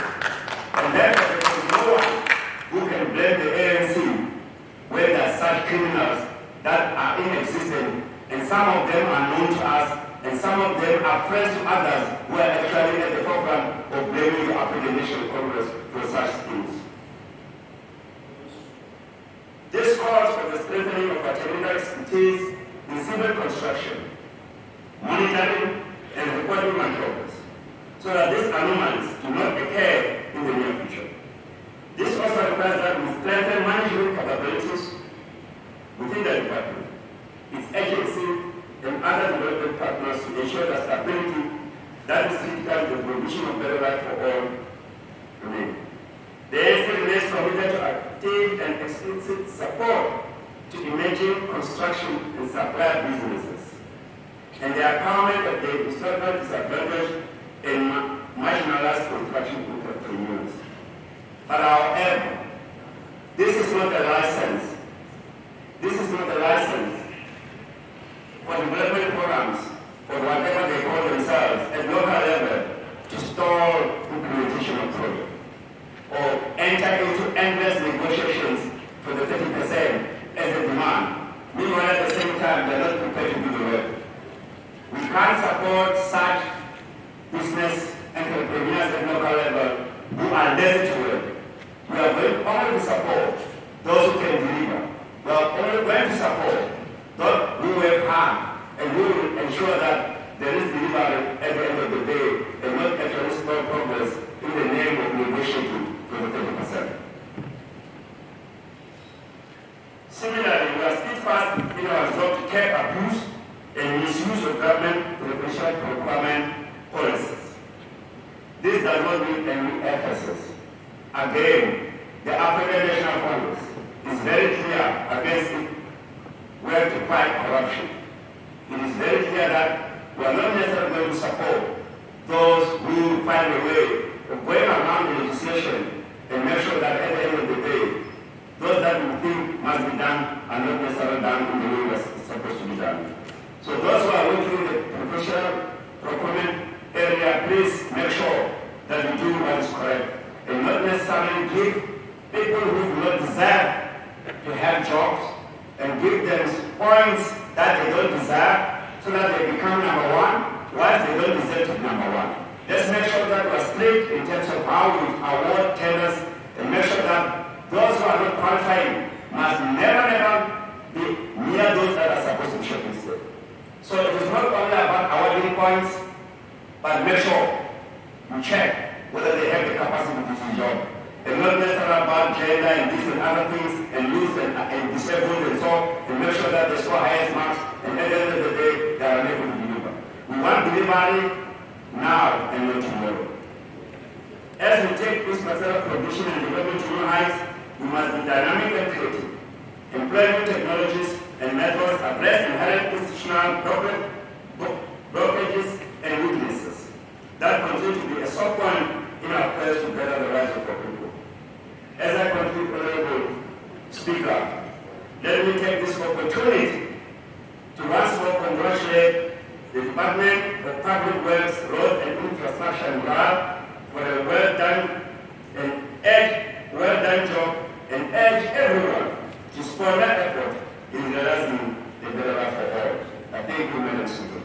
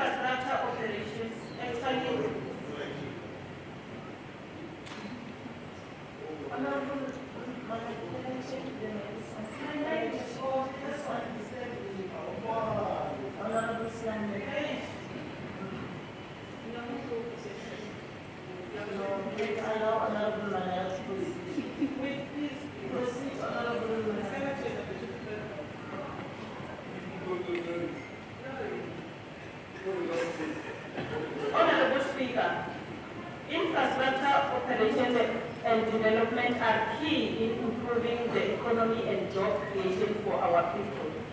Furthermore, it is unacceptable that financial statements submitted by the Department for Auditing were not prepared in accordance with the prescribed financial reporting framework and supported by full and proper records as required by Section 40, subsection 1A of the Public Tool by the Auditor General. If they do not prepare financial statements in accordance with the PFMA, which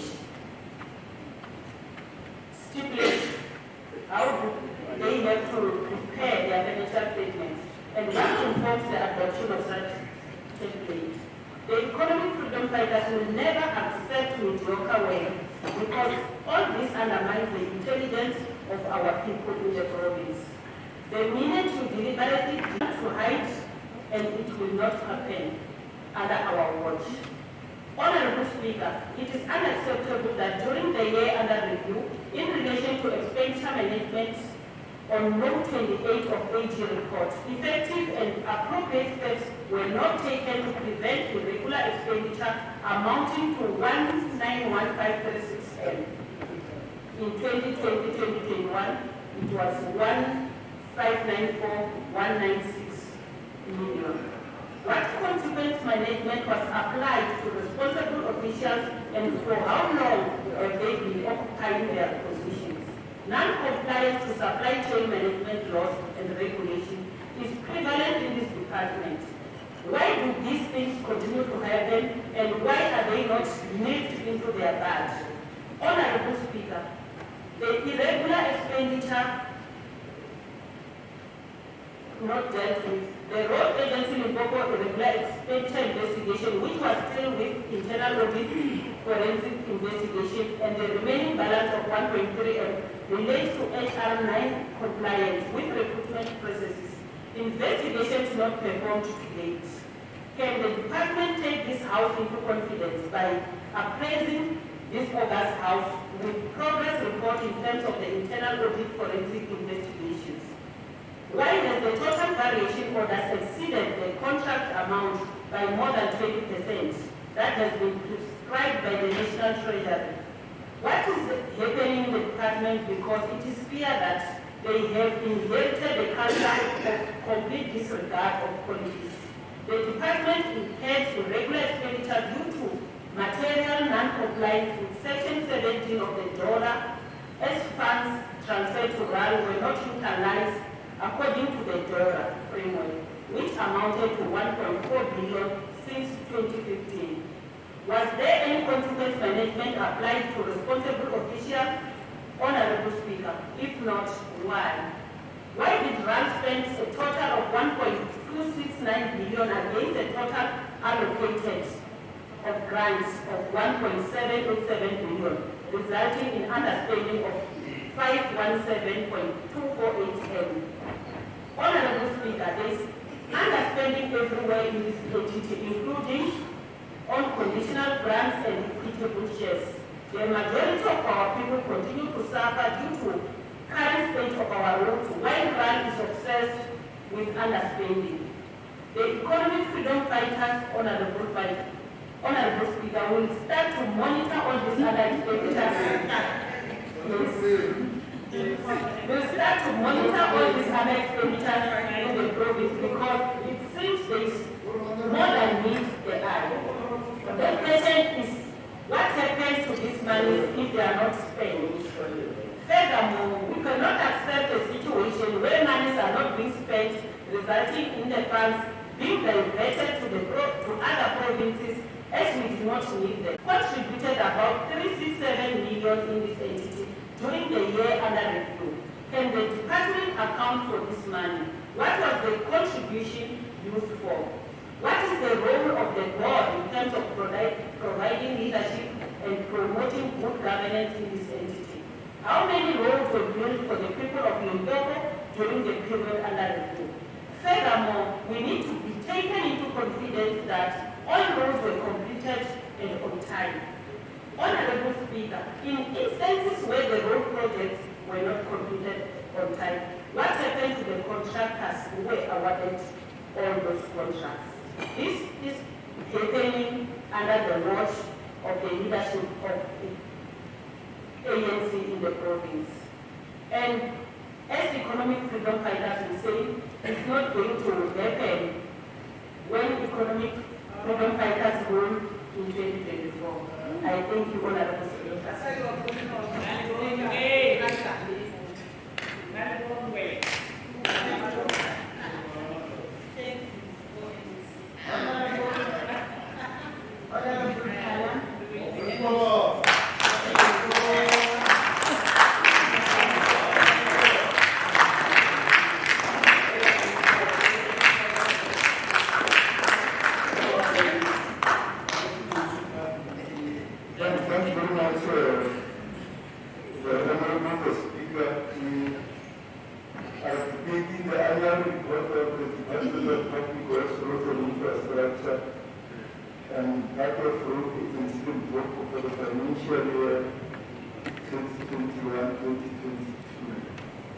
better interaction with the department, and there are a number of issues that we raised that appear on the ATC.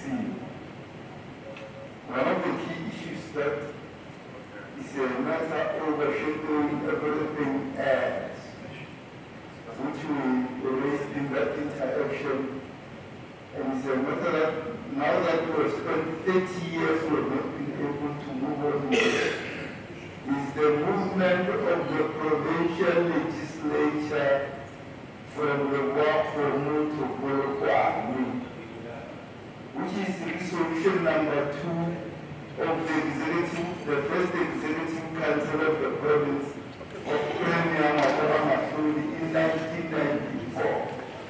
When they declared Mogale the capital city, one of the decisions they took was that the provincial legislature, which temporarily will be situated in the Legislative Assembly, will move to the capital city of the province, Polokwane.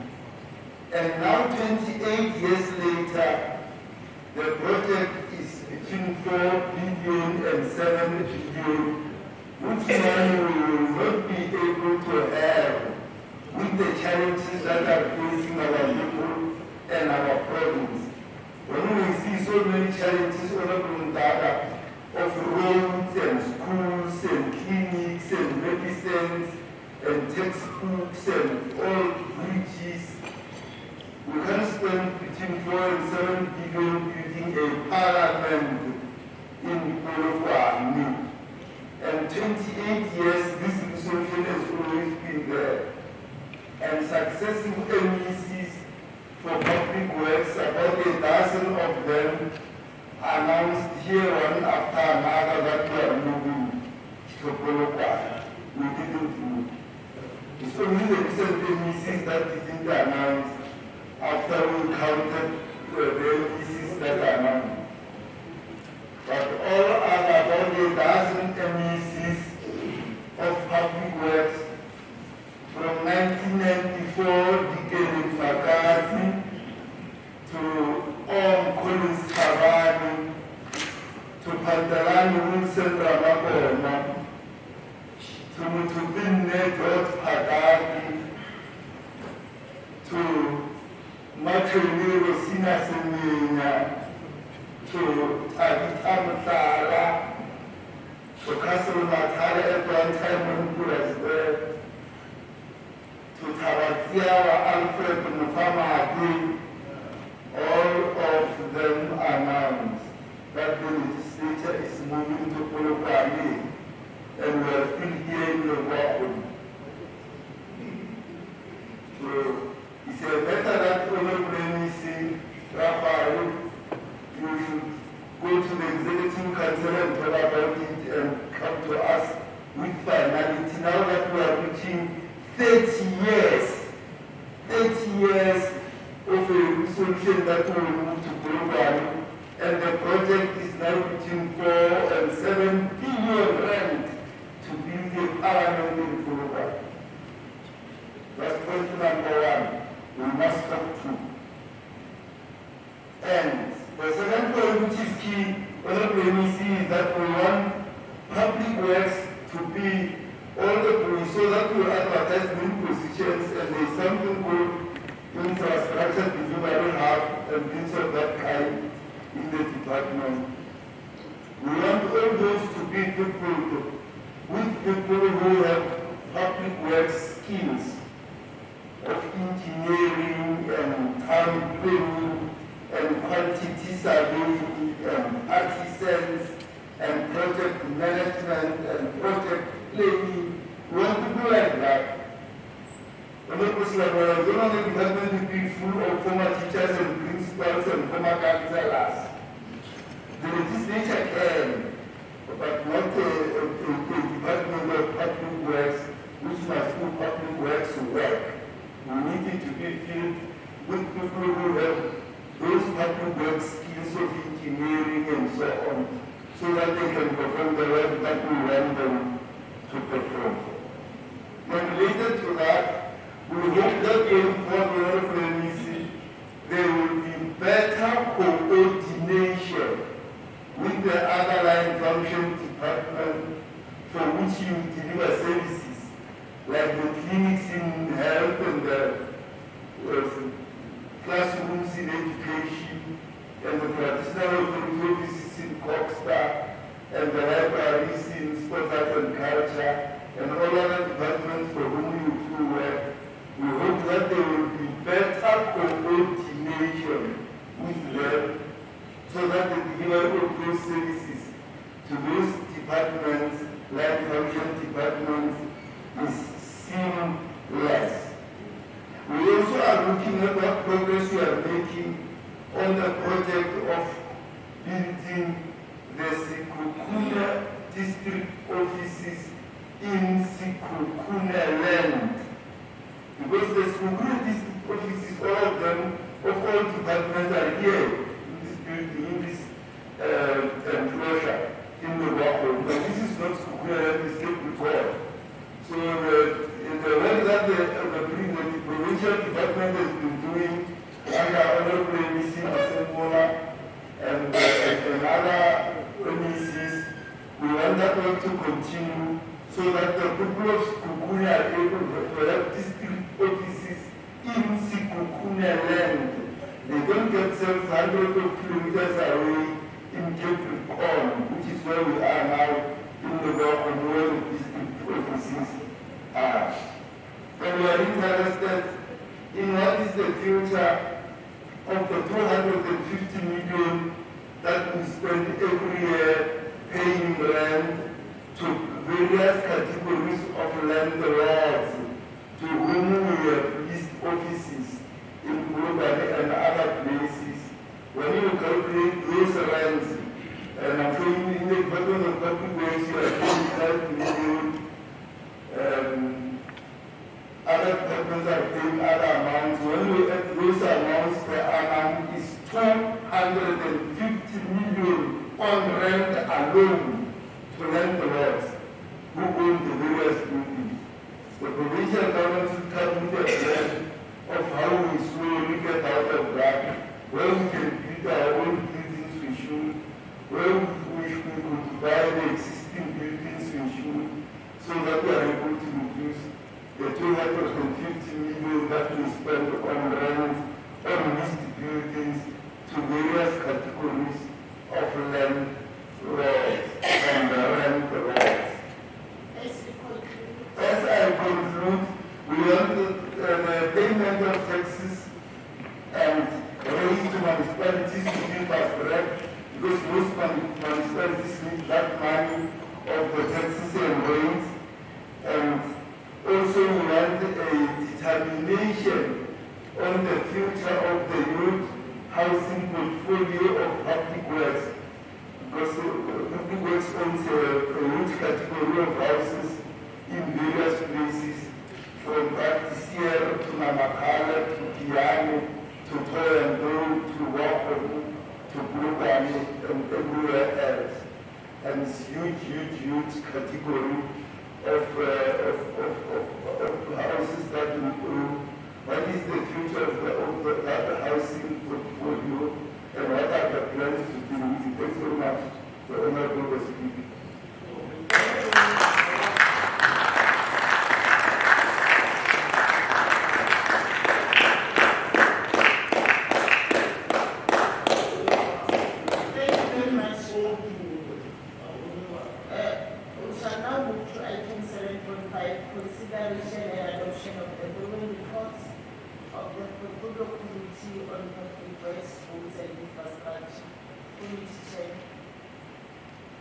Thank you very much. Thank you very much, Honorable Speaker. I move that the report of the Portfolio Committee on Public Works, Roads and Infrastructure, on the Department of Public Works first quarter report for the financial year 2022-2023 be adopted as a report of this Honorable House as it appears on the announcements, tables, and committee reports, otherwise referred to as ATC.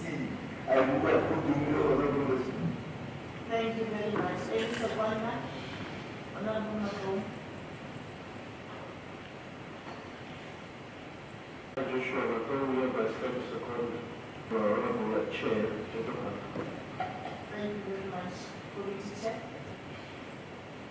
Thank you very much, Honorable Speaker. I move that the report on first quarter performance report of Road Agency Limpopo, otherwise referred to as RAL in other ways, for the financial year 2022-2023 be adopted as a report of this Honorable House as it appears on the announcement statements and committee reports, otherwise referred to as ATC. I move accordingly the Honorable Speaker. Thank you very much. Honorable Khanyan.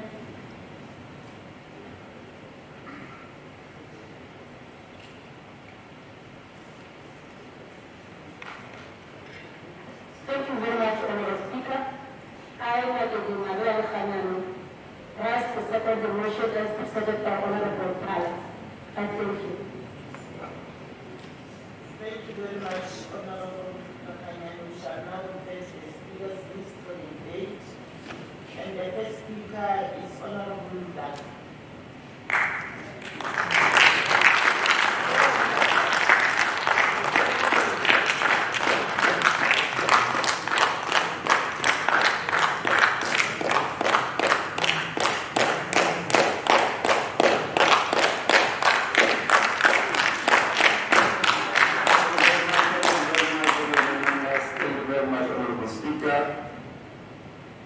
Once more, I'm back to debate the consideration and adoption of the 2022 first quarter reports of the Department of Public Works, Roads and Infrastructure, and the Road Agency Limpopo. Honorable Speaker, the provision of quality roads, schools, water and sanitation, health facilities, and other infrastructure is at the center of the ANC 2019 elections manifesto. It is important for me to emphasize this, as you know that we're not just a government, just in government and not having a plan. We promise our people in terms of what is it that we need to do in 2019, and that is the basis on which commitments the people voted us into power. In the same past, we have experienced substantial underspending by all spheres of government and state-owned enterprises on infrastructure. The Department of Public Works, Roads and Infrastructure, and the Road Agency people are not immune from this trend. I call it a trend, Honorable Speaker, because it seems like it's acceptable. Well, in the first quarter, the facilities are part of property. The appointment of service providers, poor maintenance of partners of service providers, and employment of service providers. There is a link. If we can't pay our service providers, they won't be able to pursue the job as intended because they don't have money to proceed. If we appoint them late, it is the same issue. And that, all in all, is because of problem. So it must not be something that we should accept. As soon as we kickstart the new financial year, we must be able to deliver and not wait for the last month of the financial year to start pushing for delivery of services and payment or spending of such money. The problem of problems is equated by lack of sustained cooperation between all spheres and within spheres of government. Added to this is the perceived mistrust between the public, private, and community sectors. The area point that we raised, everybody is always suspicious, everybody wants to have a stake, everybody wants to have a say, and delays are then what then happens. The ANC has committed itself in the 2019 election manifesto to build a social compact on infrastructure investment with business broader society to build more and better infrastructure. We must therefore support and collaborate with the private sector to deliver world-class infrastructure finance. We are aware that there are partnerships that Raleigh signed, the department has signed with our businesses around the Sekhukhune area on the issues of delivery of some of our roads. Similarly, the movement has also committed itself to the establishment of the infrastructure fund that will leverage the involvement of the private sector in the provision and development of infrastructure to build the economy, create jobs, and fight poverty. We must replicate these efforts in the province without necessarily contradicting national discourse. It is only through the involvement of all sectors of our society the task of growing South Africa, of growing small enterprises and moving required every day.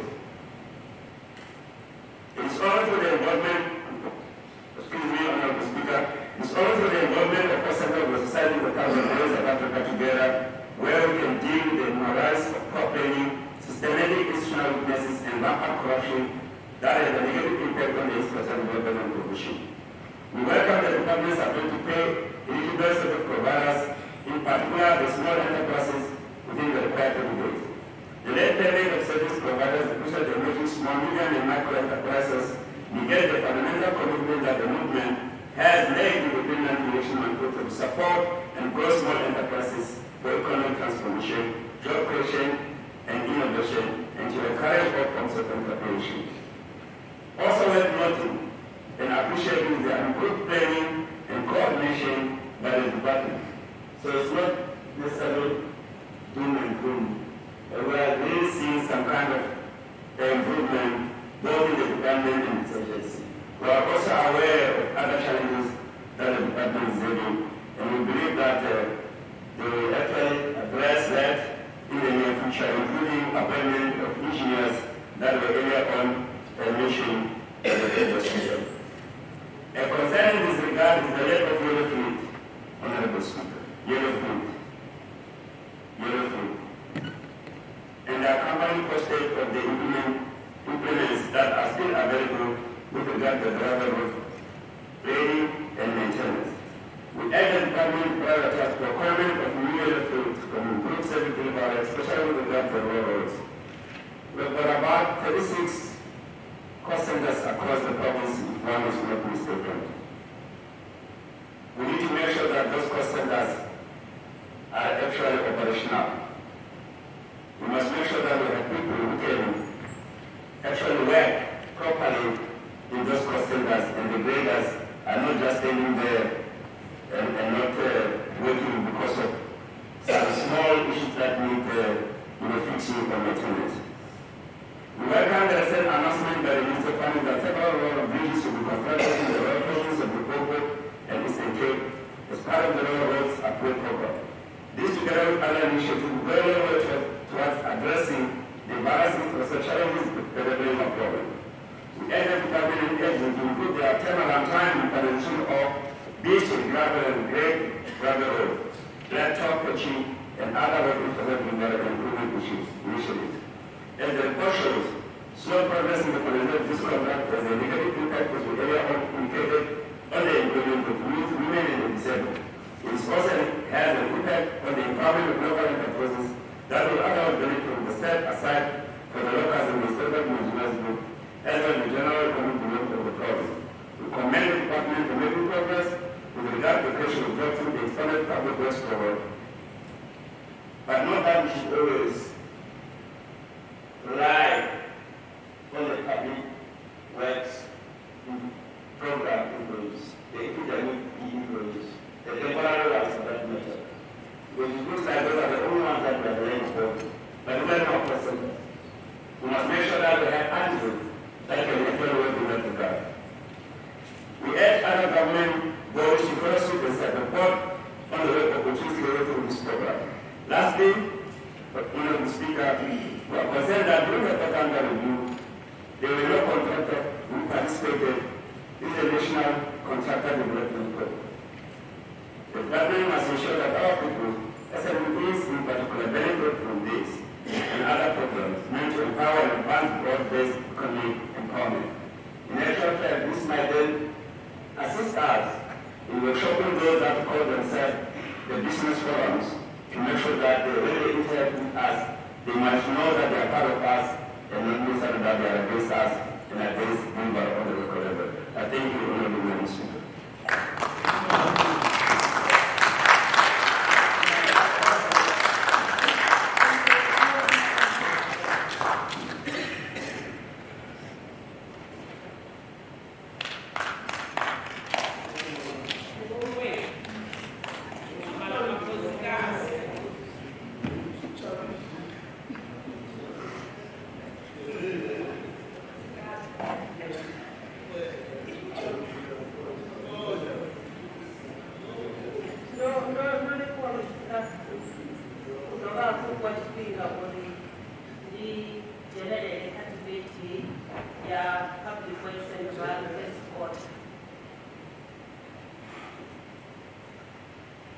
Honorable Speaker, can we please get explanation why the ICT infrastructure refresh, district offices, workshops, and cost capital centers were not achieved, and what happened?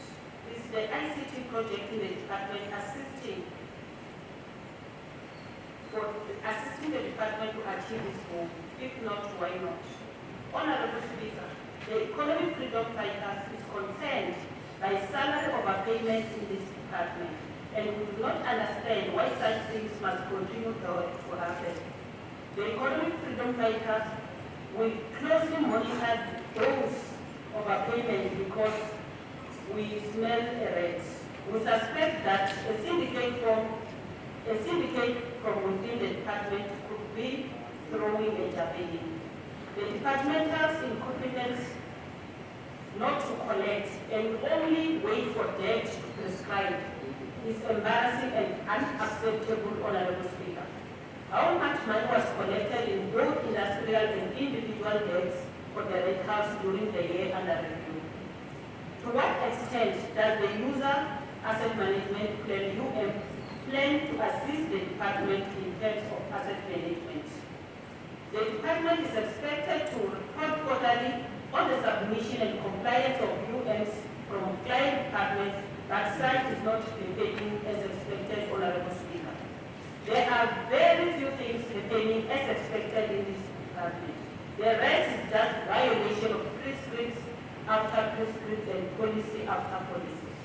Furthermore, there are so many unconvincing deviations in this department, which leaves us with many questions that demand answers. The EFF does not understand why in 2021-2022 financial year, wherein 21 facilities and buildings were to be provided, the department achieved any targets regarding this output. Honorable Speaker, it should be known by this August House and the people of Limpopo that this non-achievers conduct will not be acceptable because when the targets are not being achieved, service delivery is compromised. Instead of achieving their target in order to realize service delivery, all sorts of nonsensical reasons are being advanced. Honorable Speaker, it is disappointing that there was no planned maintenance for properties in 2022-2023 financial year. This simply means that property maintenance is not the priority of this department, as some of these properties continue to be in rains and some are dilapidated. To what extent does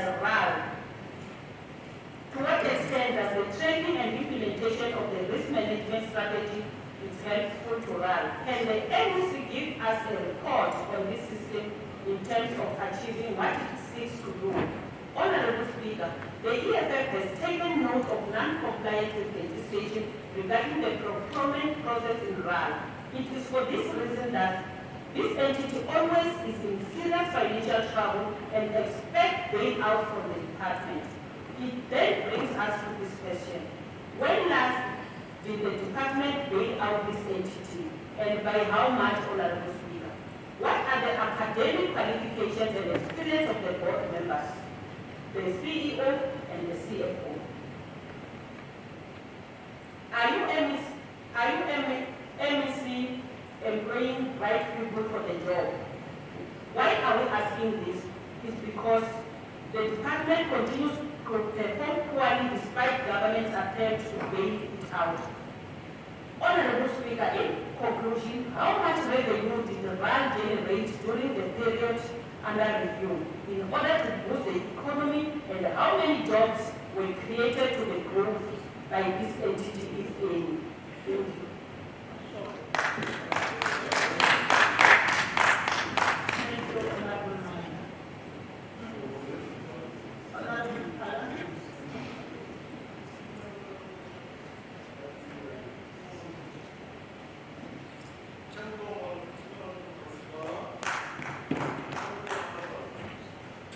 Thanks very much, the Honorable Speaker. Other people don't even know she's going out. Other people don't even know that RAL's job is not a fundraising or revenue raising institution. The job of RAL is to plan, design, build, and maintain roads and bridges in the country. Fundraising as Mugishano. RAL is not a Mugishano. It's not a stop there. RAL stop in terms of the Road Agency Act of Limpopo stop is to plan, design, build, and maintain roads and bridges in this province of Limpopo. That's his job.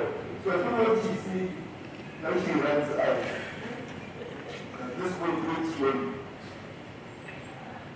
Honorable MEC Rapani, RAL, Road Agency Limpopo, at the time when it was called Northern Transfer Road Agency, was one of the best performing agency of this provincial government.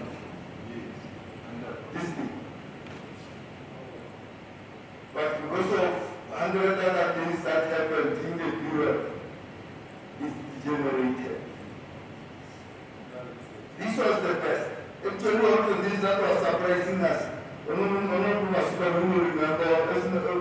that it will spend money up to cent on the end of the financial year. And they will plan projects. When the financial year starts on the 1st of April, already the contractors are in the field building roads. On that day, that's how they will work in the past. This was the best. This was the best entity of the provincial government. And I hope all of us on the premises are able to ensure that our NHS are spent or ensuring that we take it around is not difficult. I think there was a stage where it was almost coming, not surprise, with our hands on our knees, we discovered that they were spending conditional grant money, which even its name says, provincial road maintenance grant, on building new roads. The inner grant, they are money or living. Inner grant, provincial road maintenance grant. But you have to tell me after things. The child government is you put on Makhuduthamaga, you give me a well. And nationally, I got a boom. And they almost said the provincial government ordered 2 billion or something. And that surprised us in the recent period. Now, so let's continue to have the policy to turn it around and return it to its glory days so that it is able to serve the people of Limpopo. I think the Honorable Deputy Speaker was once a board member there. He himself will tell you, if you want to work there, he himself will tell you it's an entity that works well. We need to pay attention to it, and it can do better than it is doing now. And it will serve the people of Limpopo very well as it did in the past.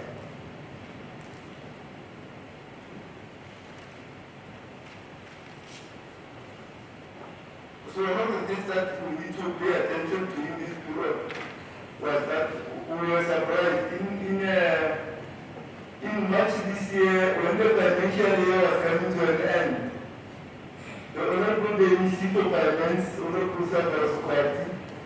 announced with the Honorable MEC at that time for roads, Honorable Naman Masemola. And they said, no, running is mine now quickly, an injection. It was spent there and then on roads. And we agree. And you members of the Patrol Committee of Treasury will remember, Honorable Khanyani and other members will remember. About 250 million at that time.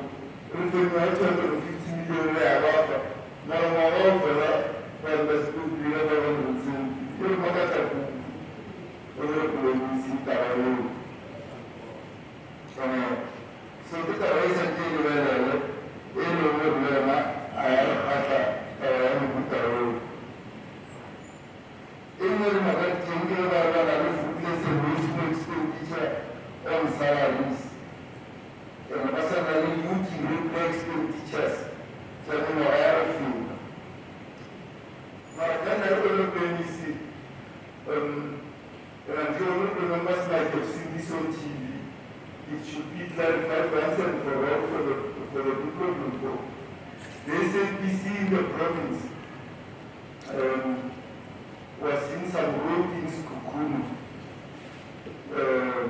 If you saw it during the rain, the huge rains of the weekend, I don't know who saw it. Rama kind of saw it there. I see her. The SMPC was in Sekhukhune.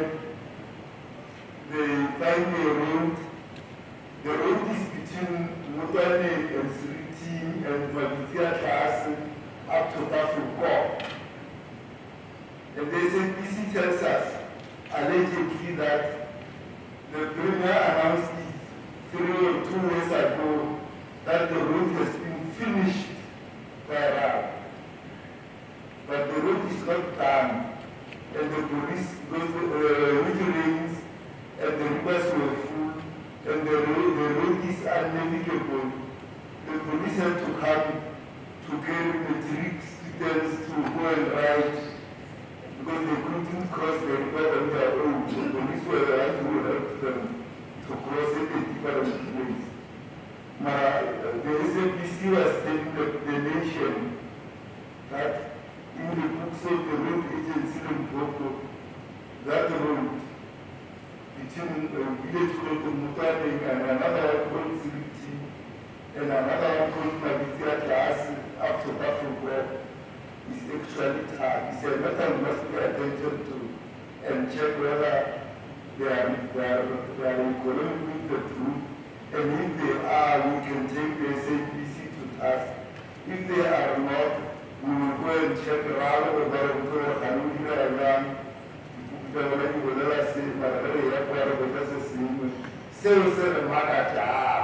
Thank you very much for the speaker. Thank you.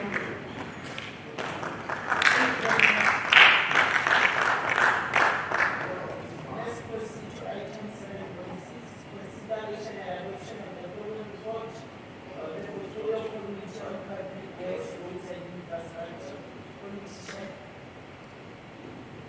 Thank you very much, Honorable Speaker.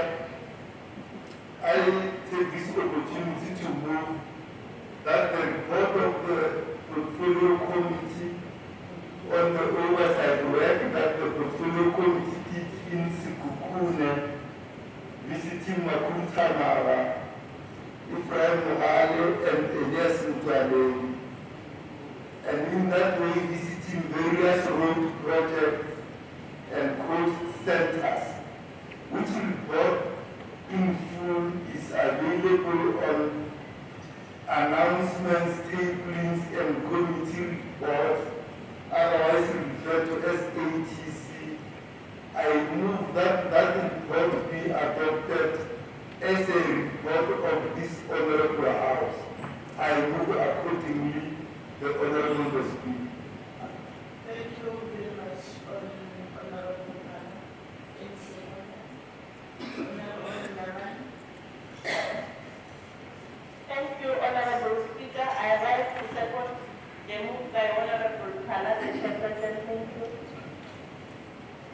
you very much. We will now move for the debate. Our first speaker is Honorable Mugale.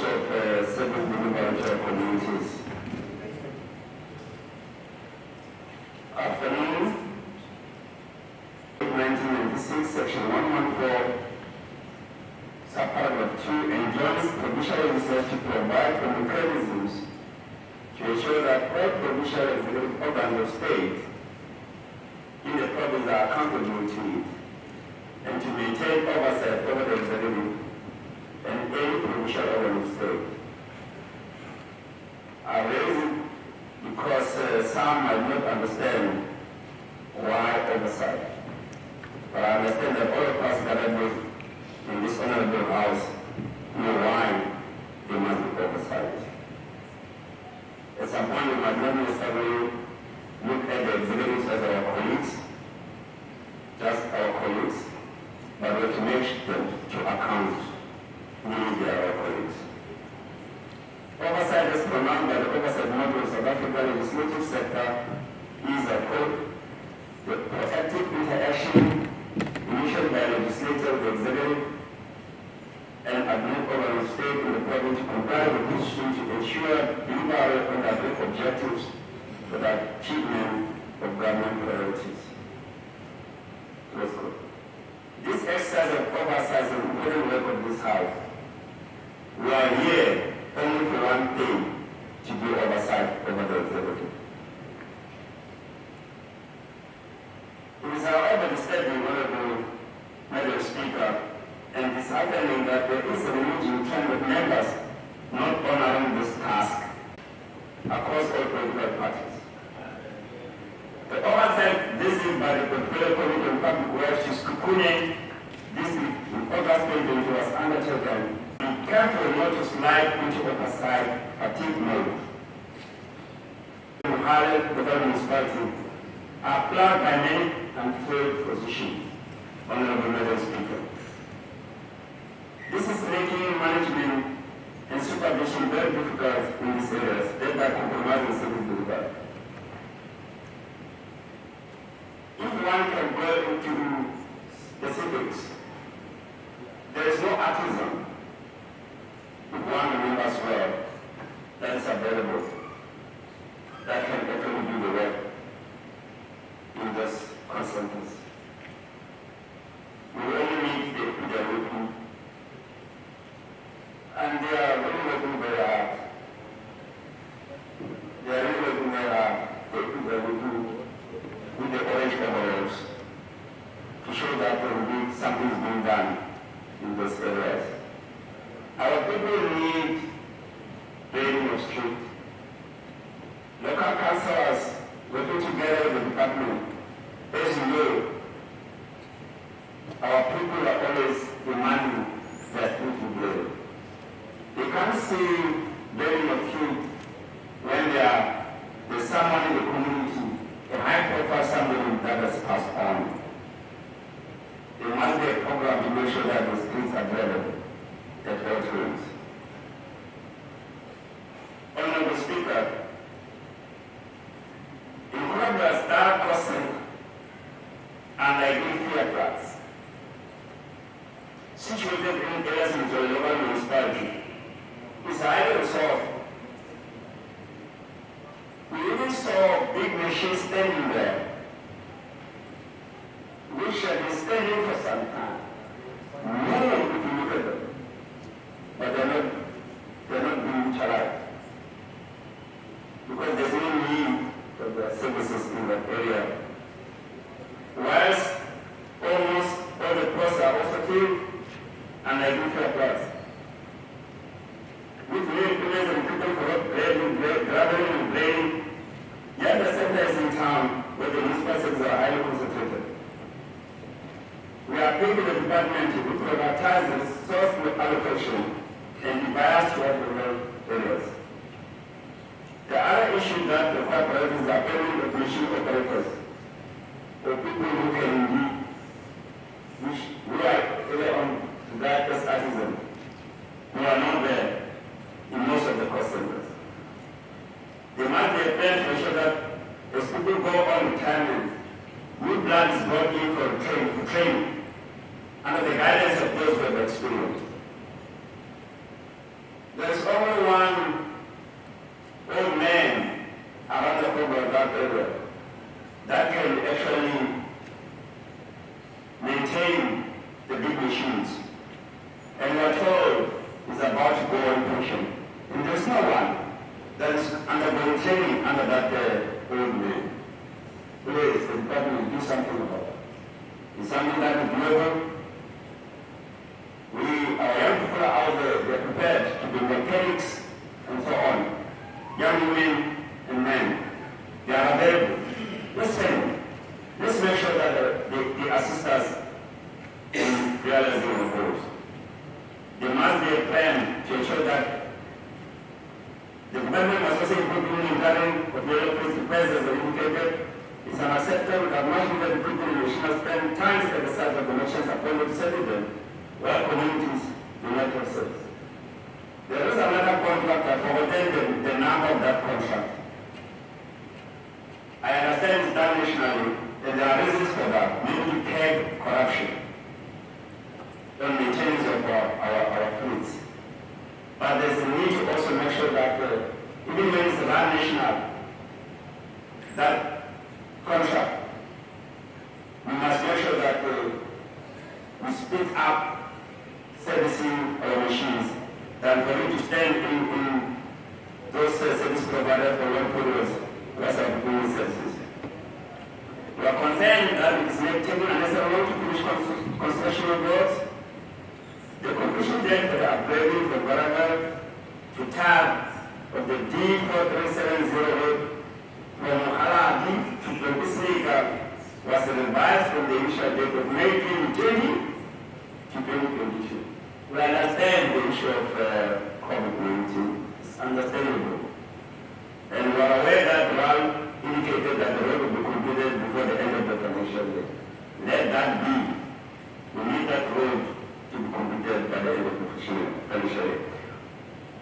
However, as I move towards conclusion, we are proud of the Department of Education in Limpopo for the stellar work they performed during the upgrading of D4310, D4311, and D4328 from the Kwalane to most of the roads. Just because of the road has been completed without major access, and it also intimidation. And more was spent on sourcing and training of local labor, and as far as making 46 million was spent to subcontracting to aid services. We hope that similar legal improvements will be employed across the province when the last phase, of the upgrading of this road commences. Training should also go to the Department of Public Works and Urban Infrastructure for the study of the construction of Motsoaledi, Young Secondary School in Elias and Ephraim local municipality. The project commenced on time during February 2021. Is expected to complete August 2022. More than 10 people, majority men and youth, have been involved in the project. We believe that this will have a major impact on the alleviation of poverty within the community. The Commission led by the Seller Emergency Measure Service Center of the Elias and Ephraim local municipality has been revised from October 2022 to February 2023. This was made due to community approvals pertaining to the appointment of the contractor. And these are the issues that we raised in our earlier debates. Lastly, Honorable Speaker, the government must indeed investigate the possibility of the existence of the so-called construction mafias that are responsible for project delays and put in place mechanisms to combat their activities with the content it deserves. As I finally conclude, this is not what the ANC is expecting from those that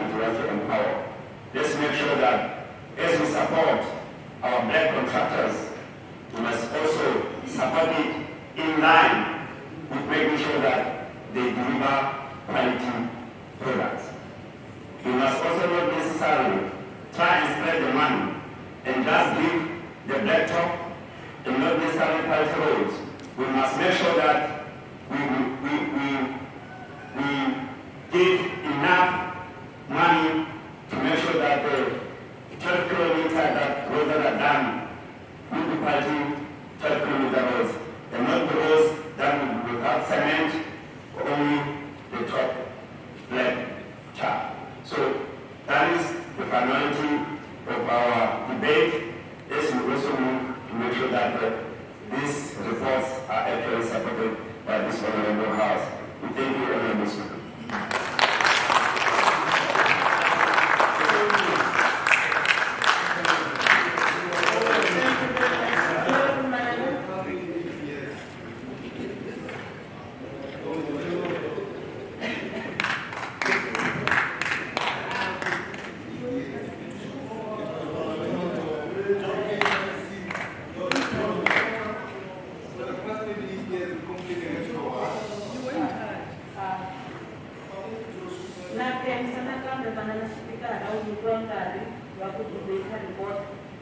Oversight visit to Sekhukhune district.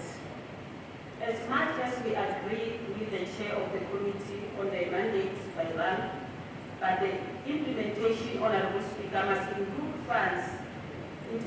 funds, and there has to be accountability and management of funds as we speak about money. So we should not be intentionally selective and mislead the people of Limpopo province. Truth must be told, Honorable Speaker. We should say things as they are. It was the previous speaker and myself who undertook the tour to Sekhukhune district for oversight. Honorable Speaker, there are no team leaders at Fairplant Coast Center. The center uses 56 EPWP workers to render services, but also that number of road workers is not aligned to road districts on teams. We are also disappointed that teams at the coast centers in Sekhukhune are not monitored on site as they are left on their own. This means that there is no supervision for staff, including EPWP workers at that coast center. It is also disappointing, Honorable Speaker, to learn that workshops do not have artisans and that new ones are not being recruited because all artisans are owned and going on pension. Furthermore, the cost centers generally do not have road works superintendents, which makes it very difficult for management to make supervision on site. The economic freedom fighters is generally concerned about the old machinery in the cost centers, which breaks all the time. These machines have not been replaced for the longest of the time. For example, Simanyane Coast Center, it doesn't have proper infrastructure and there are no signs that it will be moved to the new center immediately. Equally, vacant posts at less than Coast Center and other coast centers are left vacant for a longer time without being filled, and this creates administrative difficulties in the center. The non-filling of posts compromises service delivery because it creates delays in terms of attending to the service delivery issues of our people. Honorable Speaker, the contract starting date for road D4370 from the Topi-Silega to Mogale to Purwane in Makhuduthamaga local municipality was on the 15th of May 2018. Contract period was 24 months, wherein the original contract completion date was the 16th of May 2020. Revised completion date for that contract was the 31st of March 2022. It is shocking, Honorable Speaker, that this road upgrade took way over 24 months than initially planned, resulting in millions of rands of taxpayers being added on the initial budget. This project must be investigated. We need to know why the project was not completed on time and how much additional money was used. Councillor May.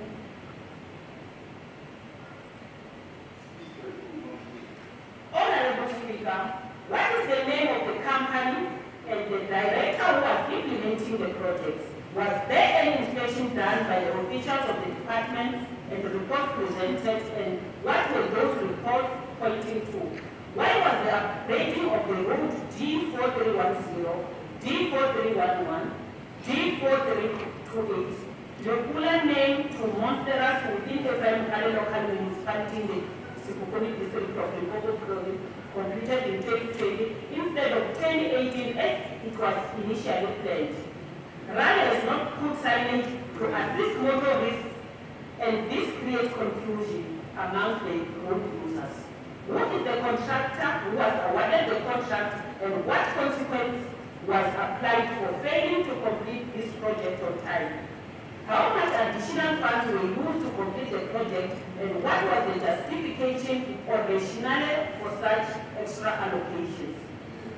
Honorable Speaker, the completion of Naledi Yamiso Secondary School was 84% completion during the time of the oversight visits.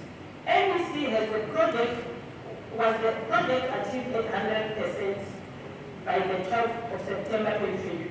Why did the contractor fail to complete the project as it was initially planned per project timeline? How much additional funds were allocated for the revised completion date, and what is the moral justification for the extra funding of that project? Honorable Speaker, we have demonstrated in this debate that no project is completed on time in this department, resulting in huge cost implications. In conclusion, Honorable Speaker, the additional funds used outside project timelines could be used to address service delivery challenges, but it is being wasted in incompetent contractors. I thank you.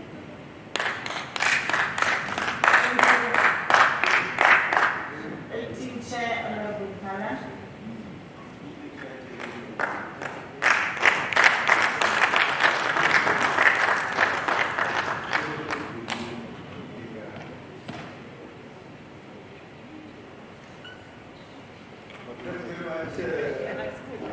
Thank you very much, the Honorable Speaker, for this opportunity to debate the oversight, various categories of oversight reports to various places and various road projects and coast centers of the Department of Public Works.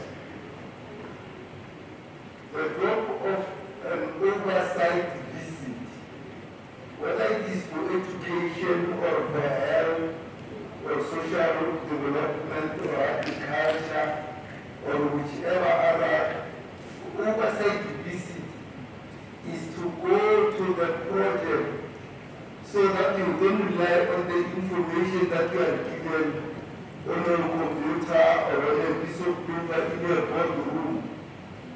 The job of an oversight visit is to leave the boardroom and go to the field to see what the department talks about, whether it is in education, visiting schools, or in health, visiting clinics and hospitals, or in social development, or it is in agriculture, visiting farms and other categories of agriculture. Is to see in practice what they tell you every day, how it is happening. Do you get that, Honorable? Perfect. That is the job of oversight. So, and even in this case, as it happened previously, we visited Vembe and visited Mogale and we visited Waterberg. Now in this case, we visited Sekhukhune and those various projects. So that the things that they tell us on paper, on computer, on PowerPoint, you go and see them and how they are performing. That's the job of oversight. And Honorable Mogale has very well covered some of the things that are in the report, because the report is on the ATC. Any member can go evidence report. It outlines what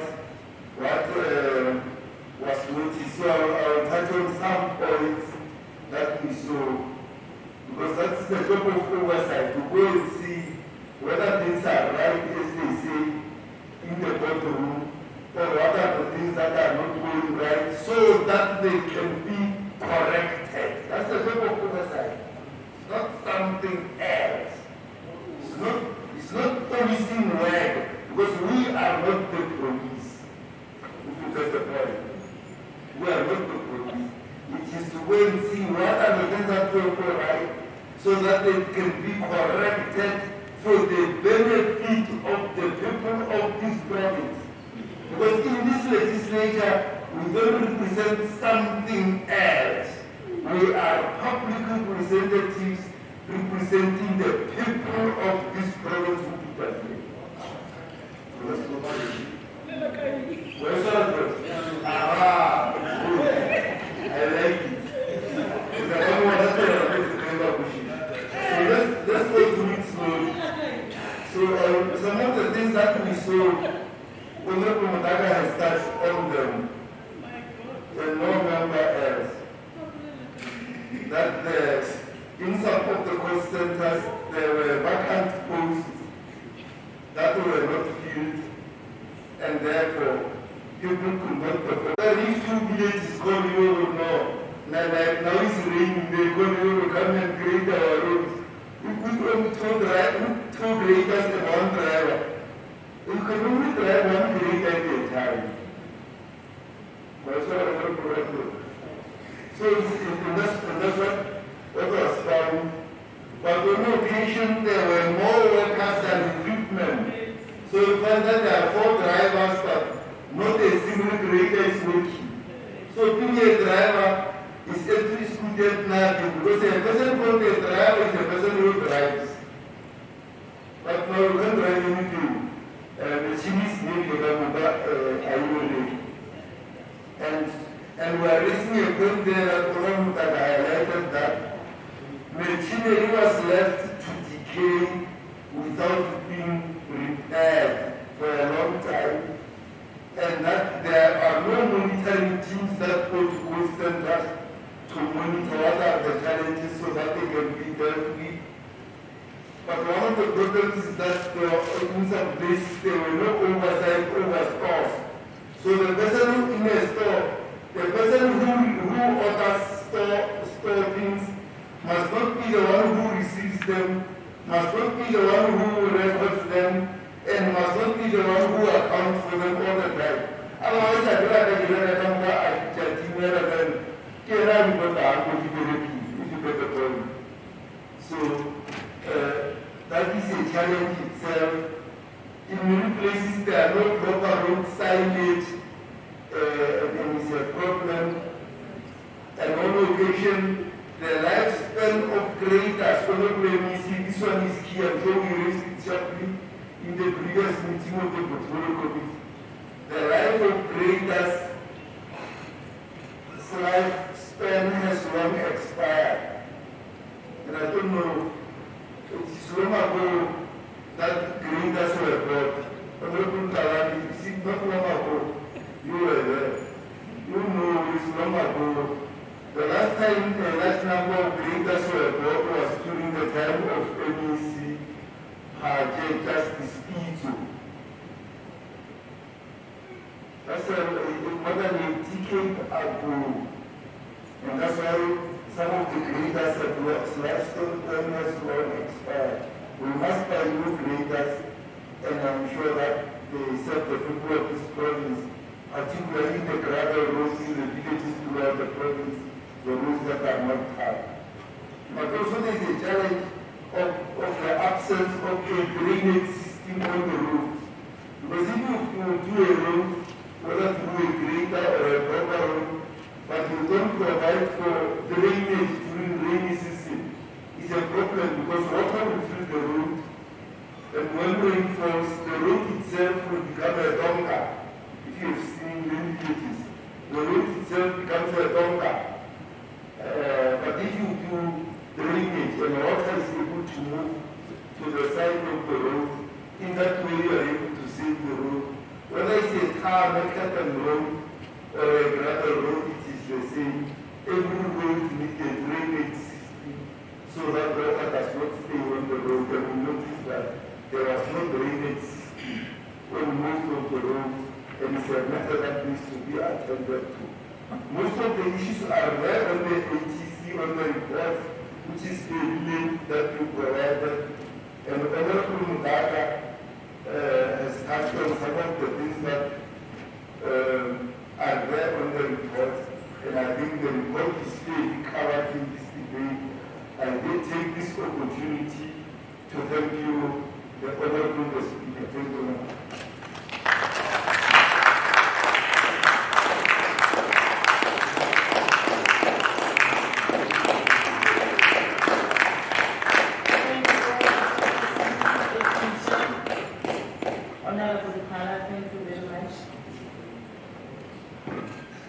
Let's move to item 7.6. We shall now call upon the Honorable MEC for Public Works, Roads and Infrastructure, Honorable MEC Rafali, to come and respond.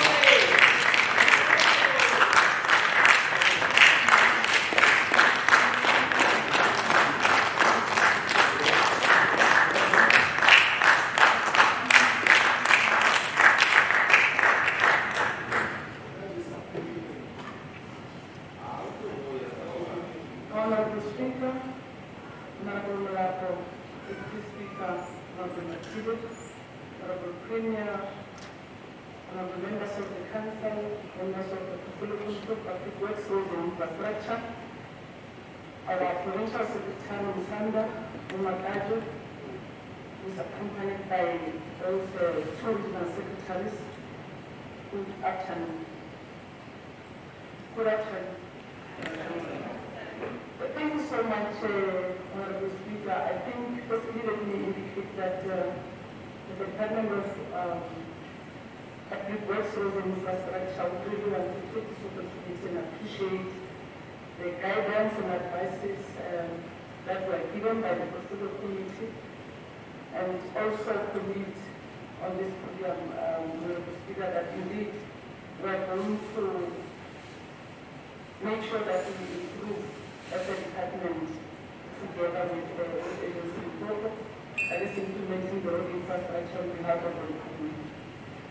I will just touch a few of the issues that were raised by the Portfolio Committee. I think firstly, I know Honorable Kala raised this matter in the previous Portfolio Committee, and he said this one must be answered by the Honorable MEC. I think the issue of moving the Provincial Legislature to Sekhukhune, which, like he has indicated, is a long outstanding issue, but it's long been resolved by the very same house.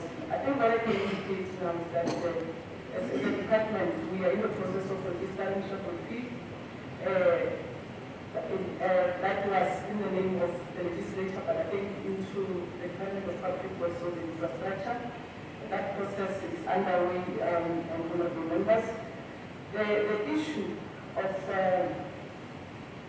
I think if I was just to touch on the issue of the infrastructure hub, but I think I'll link it also with the issue of the vacancy rate in the department. I think I must also indicate that we have at the first post and trying to address some of the challenges that have been picked up by the Portfolio Committee. But I must indicate and be clear to say not all the posts that we've advertised are going to address the challenges that have been identified. So having visited the call centers, I think we are aware that one of the critical issues, I think, which we must also appreciate, having listened to the MEC responsible for provincial treasures, at least we were given an allocation just for the remainder of the financial year to make sure that we fix the yellow fleet that is there, so that at least in the meantime, while we're in the process of making sure that we get more money to buy the new fleet, but at least the fleet that is there is operational, is able to service our people. We are of course in engagement with the provincial treasurer, because I agree with the Portfolio Committee that we really need the new fleet as a province. And it's even worse to also learn that the last fleet, or the fleet that were utilized, has been bought last in the decade ago, and that on its own tells you that already the lifespan has been finished. But unfortunately, you can't discard if you don't have a replacement. So what we're trying to say is that we are going to make sure that we engage, and at least the little money that we're able to get in the MTF, we're able to buy. Of course, we're for 26%, but at least, like Honorable Mogale has indicated, that if priority was to be given to the rural areas, because at least most of the municipalities, the towns are able to make sure that they're making sure that the road infrastructure is in good shape. The issue of rental vis-a-vis buying, I think is one issue that we are busy with. If you can check, part of what the MEC has allocated to us is the finalization, is the money to finalize the buying of the building for LTV, the Limpopo Legislature, which is at the final stage. So that on its own should tell us to say, as a department, if we could do it for LTV, what would we do with others? But what we are going to do is to prioritize in terms of the, we are going to prioritize in terms of those that which we are spending more money as government, so that as we say, we start with those bigger buildings. But I think what one must indicate also is that, honorable members, the budget should be done by the department that we should have to buy on that house. So I think it's one issue that we have started by engaging, and provincial treasury is also part of our engagement in making sure that they advise so that we are able to move on this issue. The issue of personal renting, we were engaging with the CIMA to take over all our facilities so that they are able to assist us, because as a department we should also acknowledge that we are not doing well on that aspect, and we believe that because the CIMA is also as an agency of leaders dealing with the issue of the rentals, can they assist us as a department to make sure that we move in the right direction in making sure that we don't we're not found wanting in making sure that we deal with issues of rental. Because I agree with you, members of the portfolio. I think there are a number of challenges, those that which are occupied without paying the department, and you find that when there's a need for maintenance, must go there and fix, that need to fix, but rather than the money, there's nothing that we are getting from those buildings. So it's something that we are going to look into in making sure that we address. I think that most of these issues are not unique to the department, and I think we must acknowledge that we are going to make sure that we work on it. I think the issue of RAL, if you want to defend and you drop the ball, it means you can still pick up the ball and make sure that you defend. So whatever that was utilized then as a strategy, sure, it can still be reused and make sure that we perform. So our weaknesses which we acknowledge, I think from the right point of view, the issue of late appointment of service providers, which I think we must acknowledge and make sure that we are going to improve. The issue of late payment of service providers, like Honorable Mogale has indicated, that there's no service provider that can continue to do the work for as long as that service provider has not been paid in full. So the issue of turning around the RAL, the one that is here and is listening, surely we are going to make sure that we work with speed so that we will address this matter. So the issue of irregular expenditure, I think we must put it clear that they've been investigated. Currently, we are also consequence management, obviously guided by the recommendations of the investigations as to who did what, and who's going to do what, and therefore what is it that should be done, and how do we deal with that and making sure that it does not recur. Like I've said, that I'll just deal with not all the issues, but safe to say, when we have to make sure that we improve as a department. Firstly, I think we have made a commitment to the portfolio committee in the House that when the department and RAL must ensure that there is no strength that goes with it. Especially now is a rainy season, the road conditions are deteriorating on a daily basis. So the sooner we start to move speed, the better. But also to acknowledge that indeed the issue of EPWP disaster, fully appointment or permanently appointed staff is a challenge on its own. Because if I was to give an example, our wish, Honorable Mogale, is that as we engage at a higher level, to say, can't we utilize the EPWP program just like we are using the World Community program? Because you train them, you take time, once you are born, you take time, you train, 3-4 months, they must make sure that they know how to utilize those machineries that you see there when you go to those centers. At the end of the year, they are going, you then recruit a new group, you work the same way in terms of training. Can you utilize the same strategy that is used by helicopter? They recruit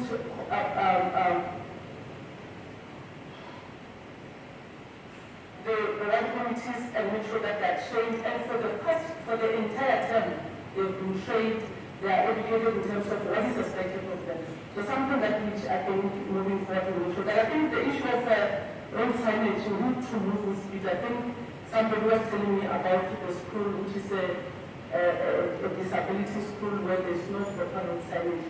So the issue of road signage, I think we have to definitely move with speed. If we were to get more information in terms of what are those areas that we need to attend to make sure that we address the matter. The issue of working together, of working relations with the department as well as implementing the agenda of the department cannot be emphasized enough. I think, just an example here, the way hands were clapped when the MEC indicated that 90 million has been allocated to make sure that we are going to complete Makhuduthamaga. That has since stopped in 2021. That on its own tells you that we need to be able to make sure that we improve in terms of working together with the department, because as we are talking now, the hospital is not fully operational.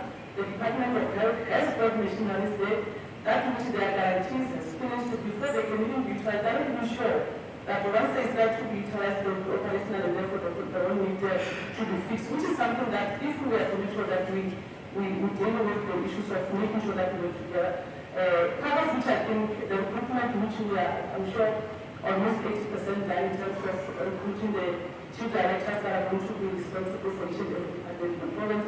We hope and believe that once those officials are appointed, they are going to assist us in making sure that we improve as a department. So we are here and we have listened to the portfolio committee.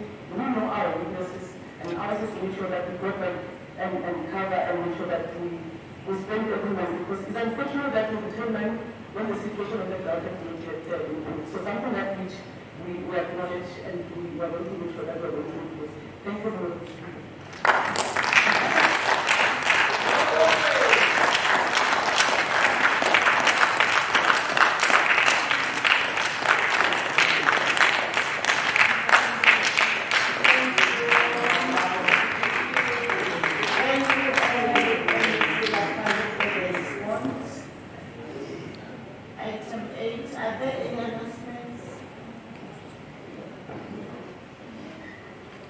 Thank you very much, Honorable Speaker. Lunch is served at the committee boardroom. Our address read by the Provincial Secretary. Thank you, Honorable Lady Speaker, for the announcement. The House is adjourned to Tuesday, 20 November 2022 at 10 hours in this Limpopo Legislature chamber. Thank you very much.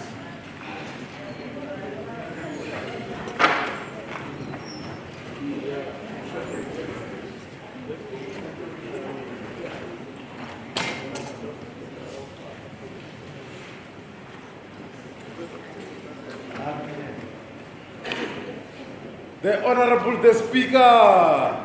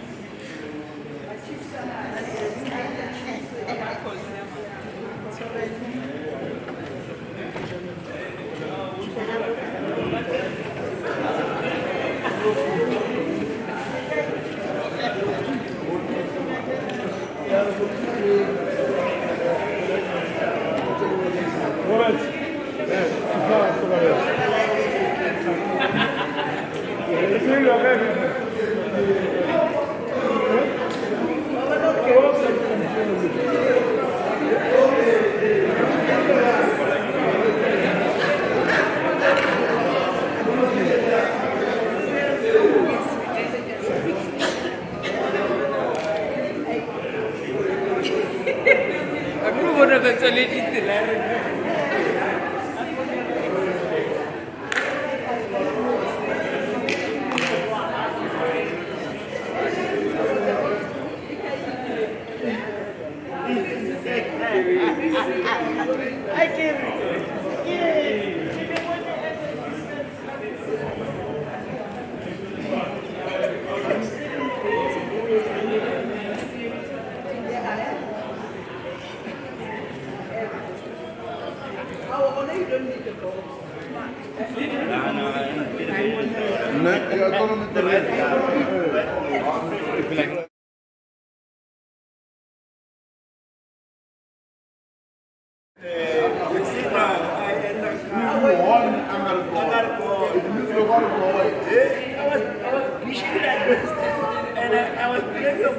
But you're supposed to give me one more.